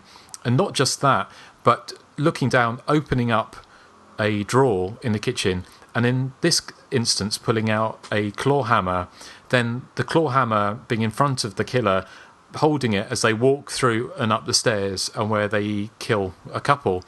I can't see how that was done. That was filmed without John Carpenter seeing that and copying it for Halloween. Have you guys seen the beginning of Blood and Lace? I watched the clip you put up earlier, and it is remarkably similar.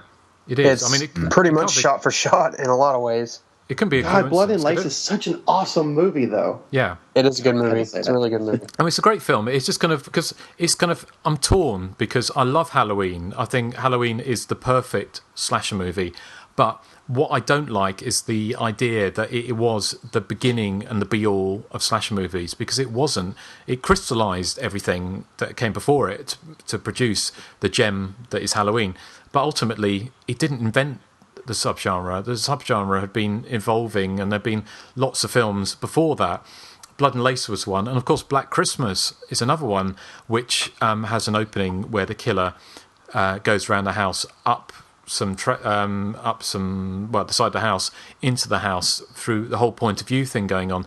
So although the beginning of Halloween I think is amazing, and it's really, really well done, and I love it, it's, it has taken stuff from other films before it. So yeah, even with that, it's still my number one opening for a slasher movie. So there you go. So can I ask about the opening of Halloween? Is that guy who goes upstairs with Michael Myers' sister? Are they supposed to have done the deed in that sort of 40 seconds or whatever? Very quick, isn't it? Yeah. Yeah, we said that last night. Yeah, it's like I think he was a minute man. Yeah, but he must have been less if he'd got his clothes off and then back on again in the time as well. Yeah. Well, maybe they left their clothes on. Maybe, yeah. She was doing the whole Jan Brady thing with her hair, wasn't she, at the end? Yes. So she obviously enjoyed it. But yeah, that's my number one. And I think we should probably head over to our feature presentation. What do you guys think? Yes. Let's do it. Well, first of all, here is the trailer for 1987's Body Count. Within the seclusion of a forest lies the secret of a terror unimagined. I don't know whether you'd like it, though. It's right in the middle of nowhere. Where the young come to play and to party. I guarantee you this is going to be a weekend you'll never forget. Campers. It's like a minefield. What'd you set all these traps around the house for? Because I'm going to get him.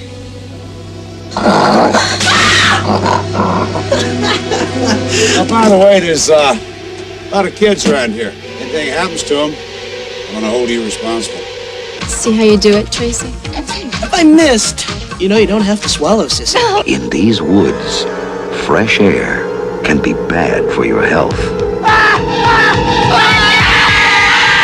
This was no accident, Ted. Tell us about the murder again.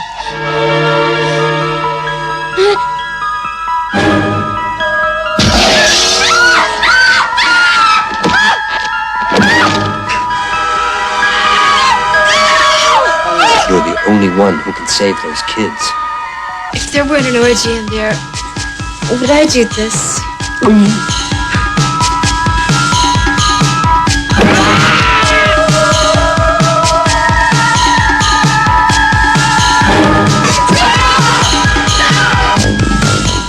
What? Stay away! Come any closer!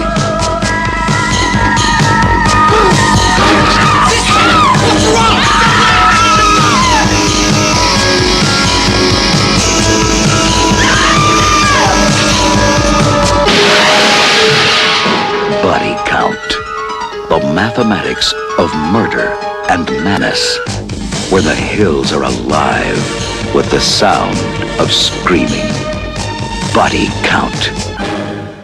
Okay, Erik, take it away. Okay, well, as we discussed earlier, this is set in 1986, but there is a prologue set 15 years in the past, which would make it 1971. And we are greeted with a very un-1971 looking couple getting it on in the woods. They get brutally attacked by a masked killer. This is witnessed by a young boy called Ben, whose parents, played by Mimsy Farmer and David Hess, own a campground nearby. We then cut to 1986, and grown-up Ben is returning from military service, and he joins a motley crew of backpackers as they travel back to Ben's parents' campground, which is now closed. There's a legend in the local area of a shaman who will kill anyone who trespasses on the land, especially if they've got Spandau Ballet hair or a big bubble perm, or they're aerobics enthusiasts and have silly accents. Pivotal to the plot is a decrepit old shack that the backpackers find in the woods. They decide to do up because it has shower cubicles and a place where they can sort of wash and get dressed and things. And sort of one by one, they go to this shack, either play practical jokes on each other, they get killed, or they have sex. The shack becomes kind of the sort of center of all the mayhem, although stuff does happen outside of it as well. I mean, there is a killer on the loose, and there's kind of a mystery element. You're kind of left to wonder if there is indeed a shaman, if there is a supernatural element to the plot, or if somebody else is doing the killing, because some people are set up as suspects, particularly David Hess, who is hunting the shaman. He's setting all these booby traps within the woods. A health and safety nightmare, I'm sure, if you're having backpackers stay on your land. You've also have Mimsy Farmer, who acts suspicious, but that's mainly because she is shagging the local sheriff. So, I mean, the mystery is revealed probably inconclusively towards the end of the film. Body Count was a film I always thought was a cheesy masterpiece. Now, I've watched it for the first time now a long while in the last week. It probably didn't hold up as well as I remembered. It became kind of a cult film for me and a friend of mine. We used to love watching it and reveling in sort of the cheesy dubbing, the outrageous 80s fashions. There's a wonderful sequence where a guy with long blonde hair falls off a cliff, and then it cuts to a stunt double with long brown hair. I love that. That's great. Yes, it's fantastic. Yeah. Talk about crap stunt doubles. That takes the biscuit. You also have, there's like goofy dance aerobics, and then there's this sort of over-enthusiastic desire to try and come across as an American film, whereas they're not really fooling anyone. I mean, David Hess and Mimsy Farmer are fine, but it's the kids, for want of a better word, are entirely unconvincing. I mean, I know a lot of them are Italian actors, and they're badly dubbed at that. I think you have a clip there, Justin, just to show how bad the dubbing is. This is actress Nancy Briley, who you might remember from Demons 2. She played the pregnant lady in Demons 2. She's in this as a character called Tracy, and she's given kind of a strange southern drawl. If you want to play the clip there, this is what she sounds like in Body Count. Here we go. I'll be out of your way in a second. What? I'm gonna take a shower. No way. As hard as that, I'll never get. Hey, anybody here? Come on, you guys. Stop futzing around. I'm getting pissed. I'll say it again. I'm getting pissed. She said as the Doberman ripped her to shreds. Oh, come on, don't be silly. Yeah, I mean, I don't understand why That is the worst Southern accent I've ever heard in my life. I was going to ask you guys what you made of it. We do not talk like that. I will cut you. Oh God, yeah. I mean, every time she utters a word on screen, I just fall around the place laughing. The problem with Body Count, though, is that when you strip away the cheese, there's not a lot there. It's kind of like a margarita pizza in that way. I mean, there's some genuinely good sort of gory kills. It certainly holds its own compared to Friday the 13th. But I mean, a lot of the characters are really, really annoying. Particularly the fat Joker character is played by a guy called Andrew Lederer. He's an American comedian, apparently, and I mean, he has to be one of the most horrendous fat sidekicks you're ever likely to see in a film. If you do fancy him when you see him, stick with the film because you get to see his wobbly bits later on. He gets his kit off, full frontal. Not something you see every day in a slasher film. There's a great dream sequence actually in the film. Ben, who is the guy who witnessed the murders when he was a child, has a dream where he finds a woman's severed leg in a bed. That bit reminded me kind of Nightmares in a Damaged Brain, where the lead character pulls back his duvet and there's a woman's severed head that's alive, sort of at the bottom of his bed. Then the dream sort of moves on to even more surreal things like heads in jars, and he gets his face covered in maggots, and there's a snake. I mean, I don't know what it all means or if it has any relevance, but it's certainly very interesting imagery, and it's certainly far more off kilter than the rest of the film, which is like trying so hard to be as conventional as possible, which is probably its biggest problem. As I said, there's some nasty murders. There's a good score. It's a really dated score, but it's kind of catchy. It's by Claudio Simonetti, who was from Goblin, and he did a similar type of music for the Demon series and the New Barbarians, and he did absolutely horrendous score for Lucio Fulci's Conquest. I don't know if you've ever seen that. I actually got that score as a Christmas present one year. Oh, really? on CD. I've not seen Conquest. I've seen the trailer for it. It's cheese-tacular. I mean, I don't usually like sword and sorcery movies, but this one is just completely off the wall. Yeah. It's got a topless woman with a snake draped around her neck who wears a sort of metallic mask. It's kind of like Grace Jones-ish. Okay. Yeah. The cast is populated, as we were saying earlier, with lots of genre stalwarts from the time. I mean, you've got the late David Hess, who died a couple of weeks ago. He was actually 75, if I can read my writing properly. 75? Yeah. Was it? Well, I can't believe he was in his 70s. I didn't think he was that old. Charles Napier is in there as well as the sheriff, and he died the day before David Hess, actually. He was age 75. I mean, you might remember him from the Blues Brothers. He was in Rambo. He was in Wacko, the slasher spoof, and he was in lots of TV shows as well. The late Ivan Razumov was in there as well. He died in 2003. He was a Giallo regular in the 70s. He was in All of Colours of the Dark. He was in Spasmo. He was in The Strange Vice of Mrs. Ward, which we mentioned last week. Mimsy Farmer, I think, is particularly good in it. She played lots of barmy roles in the 70s. She was in Four Flies on Grey Velvet and Perfume of the Lady in Black and Autopsy. And in each one, she played sort of dick. Did you say something, Justin? Sorry. No, I was just taking a sip of my red wine. Sorry. I thought you were saying... I was just gulping. Gulping, yes. Just like Sid does when Sissy says, if there was an orgy in there, if there wasn't an orgy in there, would I do this? And he goes... Comically, yes. Of course, he does get killed. Don't worry. I mean, he does get his comeuppance. It does come quite late in the day, but he does get offed. So anyway, what do you guys think of Body Count? I mean, as I said, I do enjoy it. I enjoyed it far more 10 years ago than I did watching it this week, I say, but I still think it's cheesy fun. Joseph, what do you think? Yeah, I kind of agree with you. I watched it again last night for the first time in a long time, and I don't know.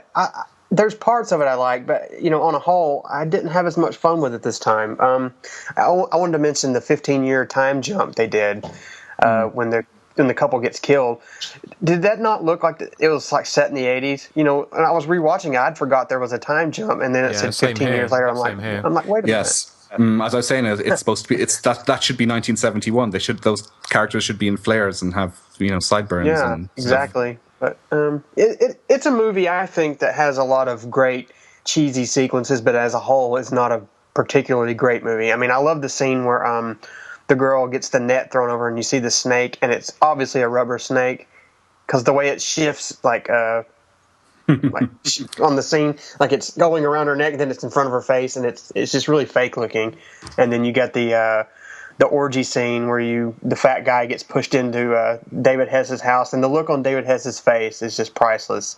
The questionable acting, the killer is totally obvious, but the one thing I wanted to ask, and we're probably going to spoil this, it's revealed, big spoiler here, it's revealed that David Hess's son, Ben, is the killer, right? But at the end, when David Hess is in the woods and he gets killed by the guy with the axe, is that the real shaman? Or I don't know, because it doesn't explain who the killer was of the people in the 15 years previously sequence either. Then, because that wasn't. Yes, I guess it means there really was a shaman out there. Yeah, it doesn't really explain it very well. I always wondered. Or my theory is that it was Mimsy Farmer because she wasn't really dead. So that's my theory. But I might be wrong. I thought that too, actually. Did you? Yeah, because it's the way that she's. Farmer. Yeah, because she sort of said she kind of kept her son in tow, didn't she? By saying, if you don't, as a kid, if you don't sort of keep quiet about my affair, the shaman will get you. That's what I was going to mention. I thought it was hilarious that his psychosis is kind of brought on by seeing his mom and Charles Napier like rolling around on the shag carpet, and he's like he's all messed up in the head for it. I thought that was kind of shag fun. Carpet's a bit glamorous. I think they were like just doing it in the shed, weren't they? Yeah, it might have been on the floorboards or something, maybe. Yeah. Oh, they had like a bear rug around them, I think. Oh, right. But speaking of bear, how did the killer growl like a bear? Did you notice that? He's always like... He actually sounded like a real bear. Right? Did he have like a voice box? That was a question I was asking myself the whole time I was watching it, every time he'd kill someone. He had furry hands as well, didn't he? Yeah, he had big furry hands, and he had the shaman mask with a long stringy hair. I actually thought the killer looked really scary. He made it onto the cover of a book called Teenage Wasteland. Indeed, yes. I heard that book's terrible. I'm going to skip that. But, I wouldn't bother. But I thought it looked a bit like Andy Warhol with red eyes.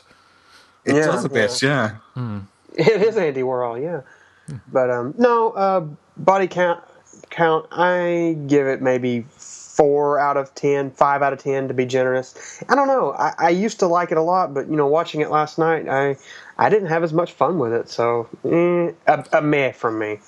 Yeah, I'd probably be a bit more generous, maybe a 6 out of 10 for me. But what did you think, Nathan? 8 out of 10. Ooh. I love body count. It's so much fun. Everything. Well, sorry, I'm very loving. Nathan. I am easy. Yeah, easy. It's like that Phil Collins song, "Easy Lover." He's an easy lover. Oh, I like that song. I'm about to download it now. No. But I love body count. I think the setting is really good. I actually like the characters. I especially love Tracy. I mean, her dialogue and just the way they dub her is so outlandish. It's hilarious. I especially love that. I say it again. I'm getting pissed. Like the way she says that. I love funny. As hard up as that, I'll never get. That's my favorite one. What's funny about body count is it kind of like treads that line of cheese and actually creepy scenes, because I think the scene where the couple get killed in the woods at the beginning, that's actually a creepy scene in my opinion. Like when the knife is being stabbed through the back of the car seat while she was in there. I mean, I thought that was really well done. But how did they kill her? Get into the back of the car? Do you think? I don't know that. Maybe he's a shaman. Maybe he was the shaman, and he could teleport. Yeah, all shamans do that. Yeah. I mean, it's magical. It's movie magic. You're not supposed to ask questions like that. I guess not. I do apologize. Maybe there was 2 killers in that prequel. True. Mimsy Farmer and her twin sister. Yes. The twins being brought back up, I like that, because I think anybody could have a twin in a horror movie. Yes. Let's see. I like the scenes that have to do with the shack, and as far as cheesiness goes, I love the scene like you were mentioning, Eric, where the killer or the guy like falls off the cliff or whatever. Because I mean, the stunt double's bad, and even when he hits the ground, it's so obvious that he's like jumped from like just a small area and is like purposely rolling down the hill. And his girlfriend cracks me up because when she sees this, she screams and then does like kind of a half power walk, half jog in the woods, like trying to get away. It's so ridiculous. She's not really trying to run. She's just barely walking, or sometimes she'll like go into a little light jog too. And I guess lastly, I love the scene in the tent where the one guy's attacked inside the tent. I always thought that'd be really scary because, I mean, where do you go when you're being attacked in a tent like that? I mean, you're kind of at a disadvantage. Yeah. And also when he tries to grab the knife with his hands. That always makes me wince. It's the one scene sort of that. Yeah. I guess as far as I still agree with Justin, though, overall, I kind of think Mimsy Farmer was the killer. I mean, of the couple at the beginning and at the end of David Hess. You guys think a lot about these things. I just tend to take them at surface value and go, Well, to be honest, they probably didn't think that No, far, I don't think they did. No. It doesn't look like a film that had a lot of thought going into the script, even though there was 4 writers on it. Right. Okay. So, Justin, what do you think of Body Count? Obviously, you like the artwork if you put it on the front of your book. Yeah. Well, actually, I surprised myself. I actually really enjoyed it this time. I thought there were certain bits of it were quite tense towards the end, especially the bit where they don't know who the killer is, but obviously you know it's probably Ben. But when they're in the house and they're waiting and he's growling outside and they go, let's run and all this kind of stuff. I thought that was quite, pretty well done. I mean, obviously, it's directed by Ruggero Deodato, who was famous, or infamous, probably more likely, for Cannibal Holocaust. And so anybody going into this film and after seeing Cannibal Holocaust or House on the Edge of the Park or any of those kind of films would be very surprised to actually see what is a relatively interchangeable late 80s slasher movie with the cheesiness you would expect.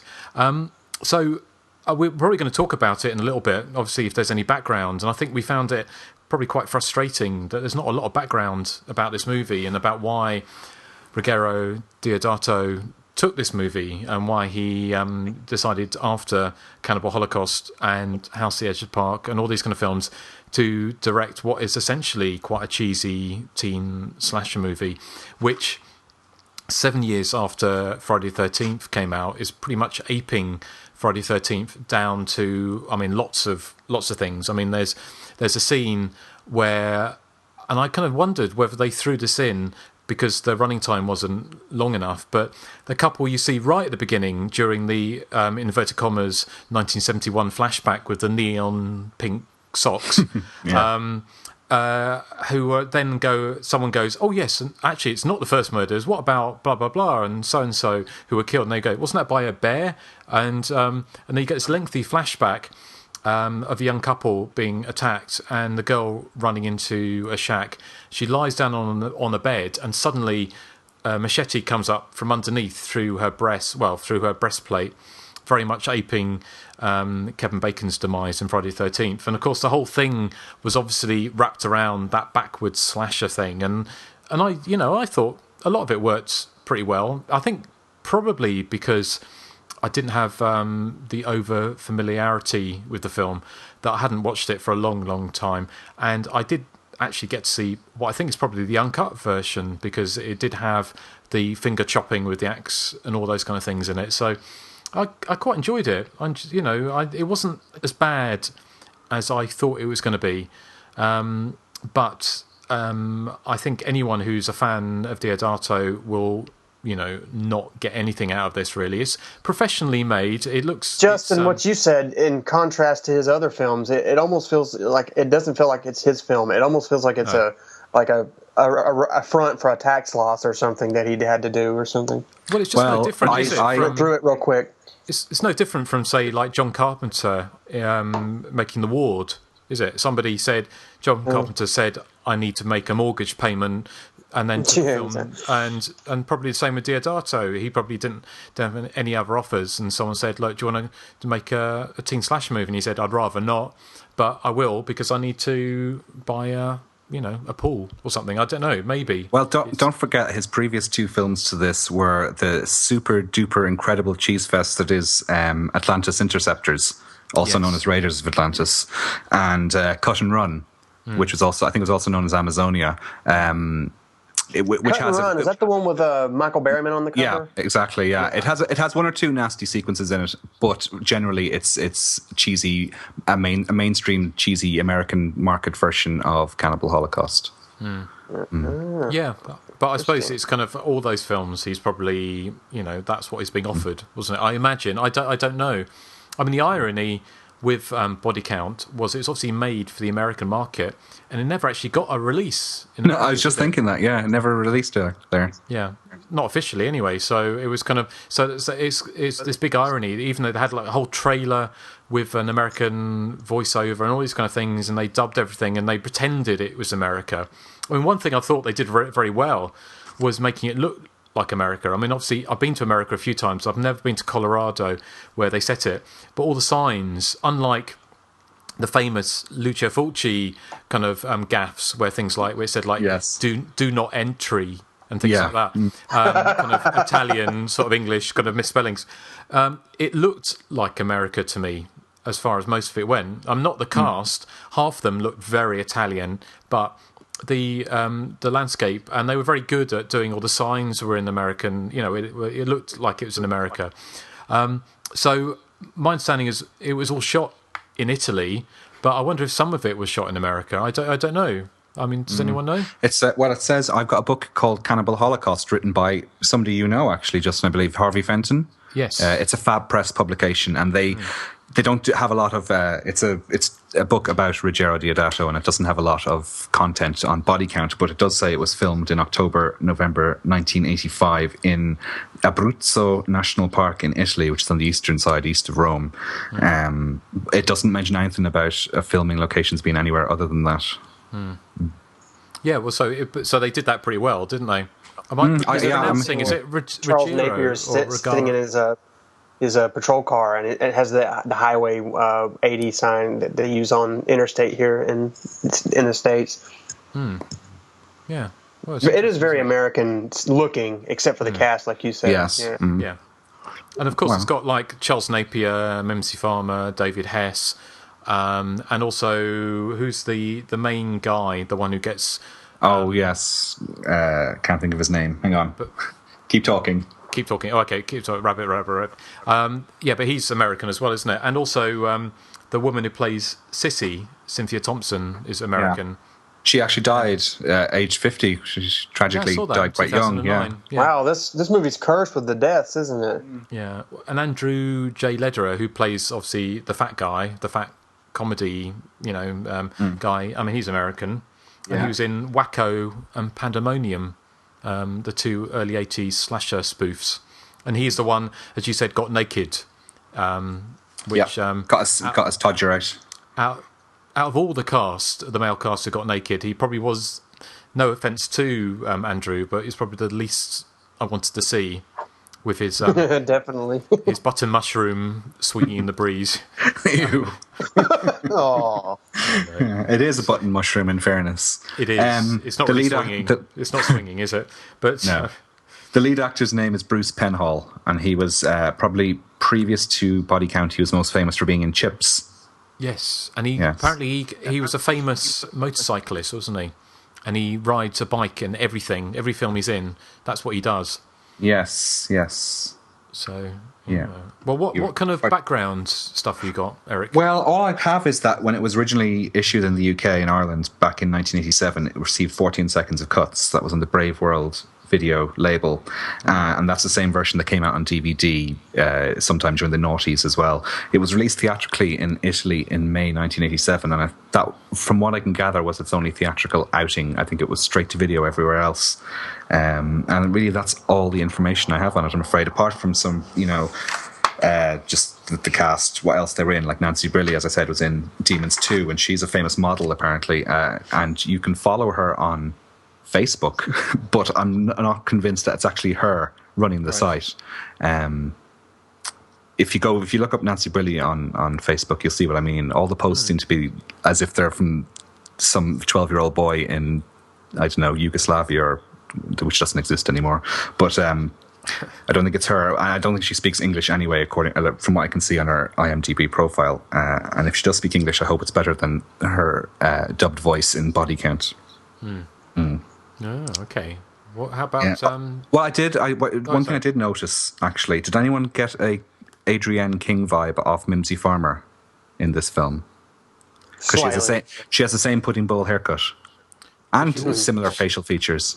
She always has that haircut, doesn't she? Apart from the beginning the only thing that changes between 1971 and 1986 is Mimsy Farmer's hair, isn't it? Because she has a bad wig. David Hess gets a few grey hairs as well. Oh yeah, they kind of spray those on, don't they? I think, but yeah. But no, she's always... I mean, it has been a real struggle finding background information on Body Count, I'm afraid. It has. I've got a few bits, but nothing major. Is that everything you've got, Erik? And that's it, yeah. Apart from it has a brief appearance by John Steiner, who I have a couple of things as well. John Steiner is a British actor, and he was memorable in films like Tenebrae, as you said. He was also in Shock. He was actually in Deodato's Cut and Run the year before Body Count. But his role in Body Count is quite minor. I think he literally has maybe 2 or 3 minutes of screen time. He sort of plays the father of the first victim. The father of that bushy-haired woman with the... Doesn't he have that great line? He says, "I hate democracy even more than I hate campers," or something like that. Yes, something like that. Yeah. Which is a really bizarre thing. Who knows why he would say that, but he does. So, yeah. Okay, well, how about you, Nathan? Have you got anything? No. I'm sorry, you guys. I let y'all down. Well, no, it's a bit of a difficult one to, pull off, isn't it? Yeah. Yes. It was very difficult for me to pull off. Yes. Thank you for being my fault guy. Joseph, how about you? What have you got? Yeah, I have a few things. It's probably things you probably are going to glance over, but the Claudio Simonetti score was reused for Umberto Lenzi's 1989 made-for-TV film House of Lost Souls, apparently. That's what I read. Oh, I have that on DVD. I must... Yeah, but if you watch that and see if that's right, because I've not seen it, so I'm not 100% sure. But also, it was referenced in the... Ban the Sadist videos 1 and 2, and then it was referenced again in Video Nasties, Moral Panic, Censorship, and Videotape. And that is all I have on the film, because this movie, I tried to find background information, but it's very, very scarce. Okay. Well, I've only got a few little bits, literally, not very much. But apparently, according to... Sorry, go on. I was just laughing at you. Oh, at his little bits. Why? Yes. Why? Your little bits. Oh, how childish.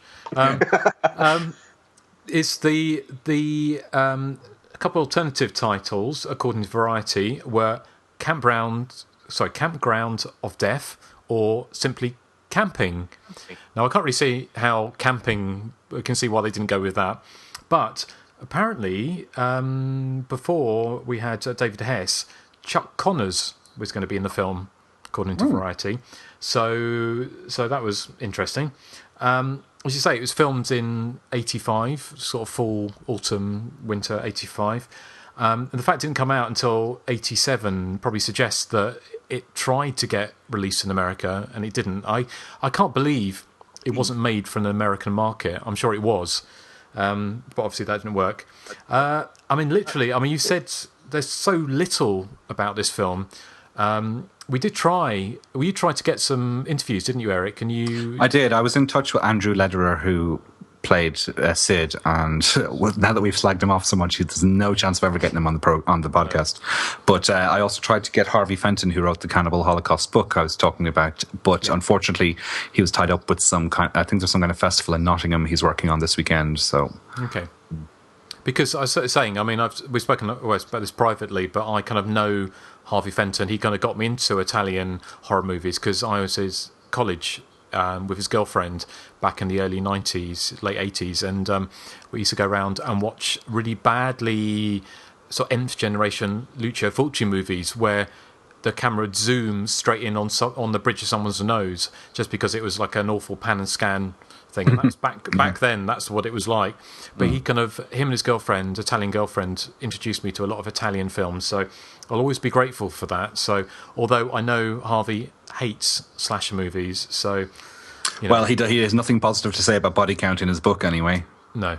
Oh well, but yeah, I mean, I say we couldn't get Andrew Lederer. It would have been fun. I would love to have found out exactly how it was, because it presumably would have been quite interesting for American actors and actresses to go over to Italy for 2 or 3 months to make a film like this. So it would have been really interesting. But we did try our best, and sometimes it works, sometimes it doesn't. And if I was Andrew Lederer and I had my cock out in that scene, I probably wouldn't do an interview. No. So, yes. So there you go. Yeah.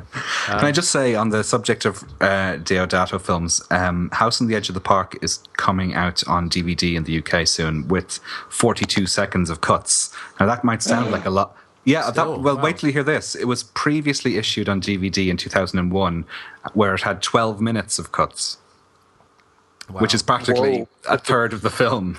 Oh my gosh! Yes, I gotta have this now because I am a humongous fan of House on the Edge of the Park. 10 out of 10. Oh, okay. Really? Interesting. Yes. Do you not think the twist is a bit daft? No, I really like the twist. I think it brings about this interesting thing about the people that wanted revenge. I mean, they're just as bad as the actual villains. Maybe worse. I think that was an interesting way to go. Cannibal Holocaust is coming out as well. It's just been released, actually, I think, on Blu-ray here, if I'm not mistaken, by Shameless. It's cut by 15 seconds here, and certain scenes are replaced by cutaways and things as well. Whereas 10 years ago, it was issued with 6 minutes of cuts. So it shows how far we've come. I want to see it. What do you think of Cannibal Holocaust, Justin? Because I know that you're... I think we've spoken about this before, haven't we? Because I've only seen it once in about 1988 or 87 on a double bill with Cannibal Ferox, and in the cinema. No. Oh, sorry. On video, on like some bootleg. It was and it was somebody we were with. He got up and threw up in the toilet, and it was also all the animal stuff that really kind of got to me, and that's why I've never seen it again. So I'm very much against censorship, but when it comes to kind of real animal snuff, then I've got no problem cutting that out, because I don't see which I know is kind of... Sorry, I was just going to say the American special edition DVD has an option to watch it without the animal cruelty scenes. Yeah. Well, that's a good idea. That's a good idea, exactly. So I still think it's overrated. I mean, I would agree with you on the animal cruelty scenes. I find them unwatchable. But even when you remove them, I still think people overrate the film. It's a controversial film and a controversial point of view, because it's almost one of those films you cannot criticise if you're inverted commas a true horror fan. But because I've not seen it for so many years, for like 20 years, I can't really comment on it. Well, you see, I think I still maintain that it's quite cheesy. I mean, everyone says it's really, really powerful, whereas I don't get that vibe off it at all. I mean, not as bad, not as cheesy as Cannibal Ferox. I mean, that's no. But no, it's interesting. I mean, it's kind of because Deodato was going to be doing Cannibal Holocaust 2 and House on the Edge of the Park 2. Wasn't he? Both with David Hess, and obviously that's not going to happen now because David Hess sadly died recently. And I think Giovanni Lombardo Radici, who we interviewed for the Stage Fright episode, I read an interview with him saying he was gearing up to appear in House on the Edge of the Park 2. So whether or not those happen, I don't know. Maybe they will, maybe they won't. Yeah. So I can't imagine they would have been terribly good anyway. No, I'm sure they wouldn't. Well, Giovanni was pretty devastated when David Hess passed. He posted on Facebook that someone had told him, like, he heard it secondhand, and he was just like, wow. Yeah, it's insane. very sad. The only other thing I was going to say about Body Count was the killer obviously was played by he's played the killer Ben, who was the son of Moonsey Farmer and David Hess. He was obviously an Italian actor. He's actually from Sicily, I think. And he has a little bit of a mini breakdown before the end of the film, before he, when he's finds out his mother's dead, and which I thought was the best bit of bad acting. But of course, his real name is Nicola Farron. I know, it's strange, isn't it? So he's got a girl's name, so you can see why that may drive you to murder, perhaps. Yeah, you're one to talk, Justine. What would be Erica? Ooh. Justine. Ooh. He got Josephine. And Natalie. Natalie. Yeah. That's the closest I get. I think is Natalie.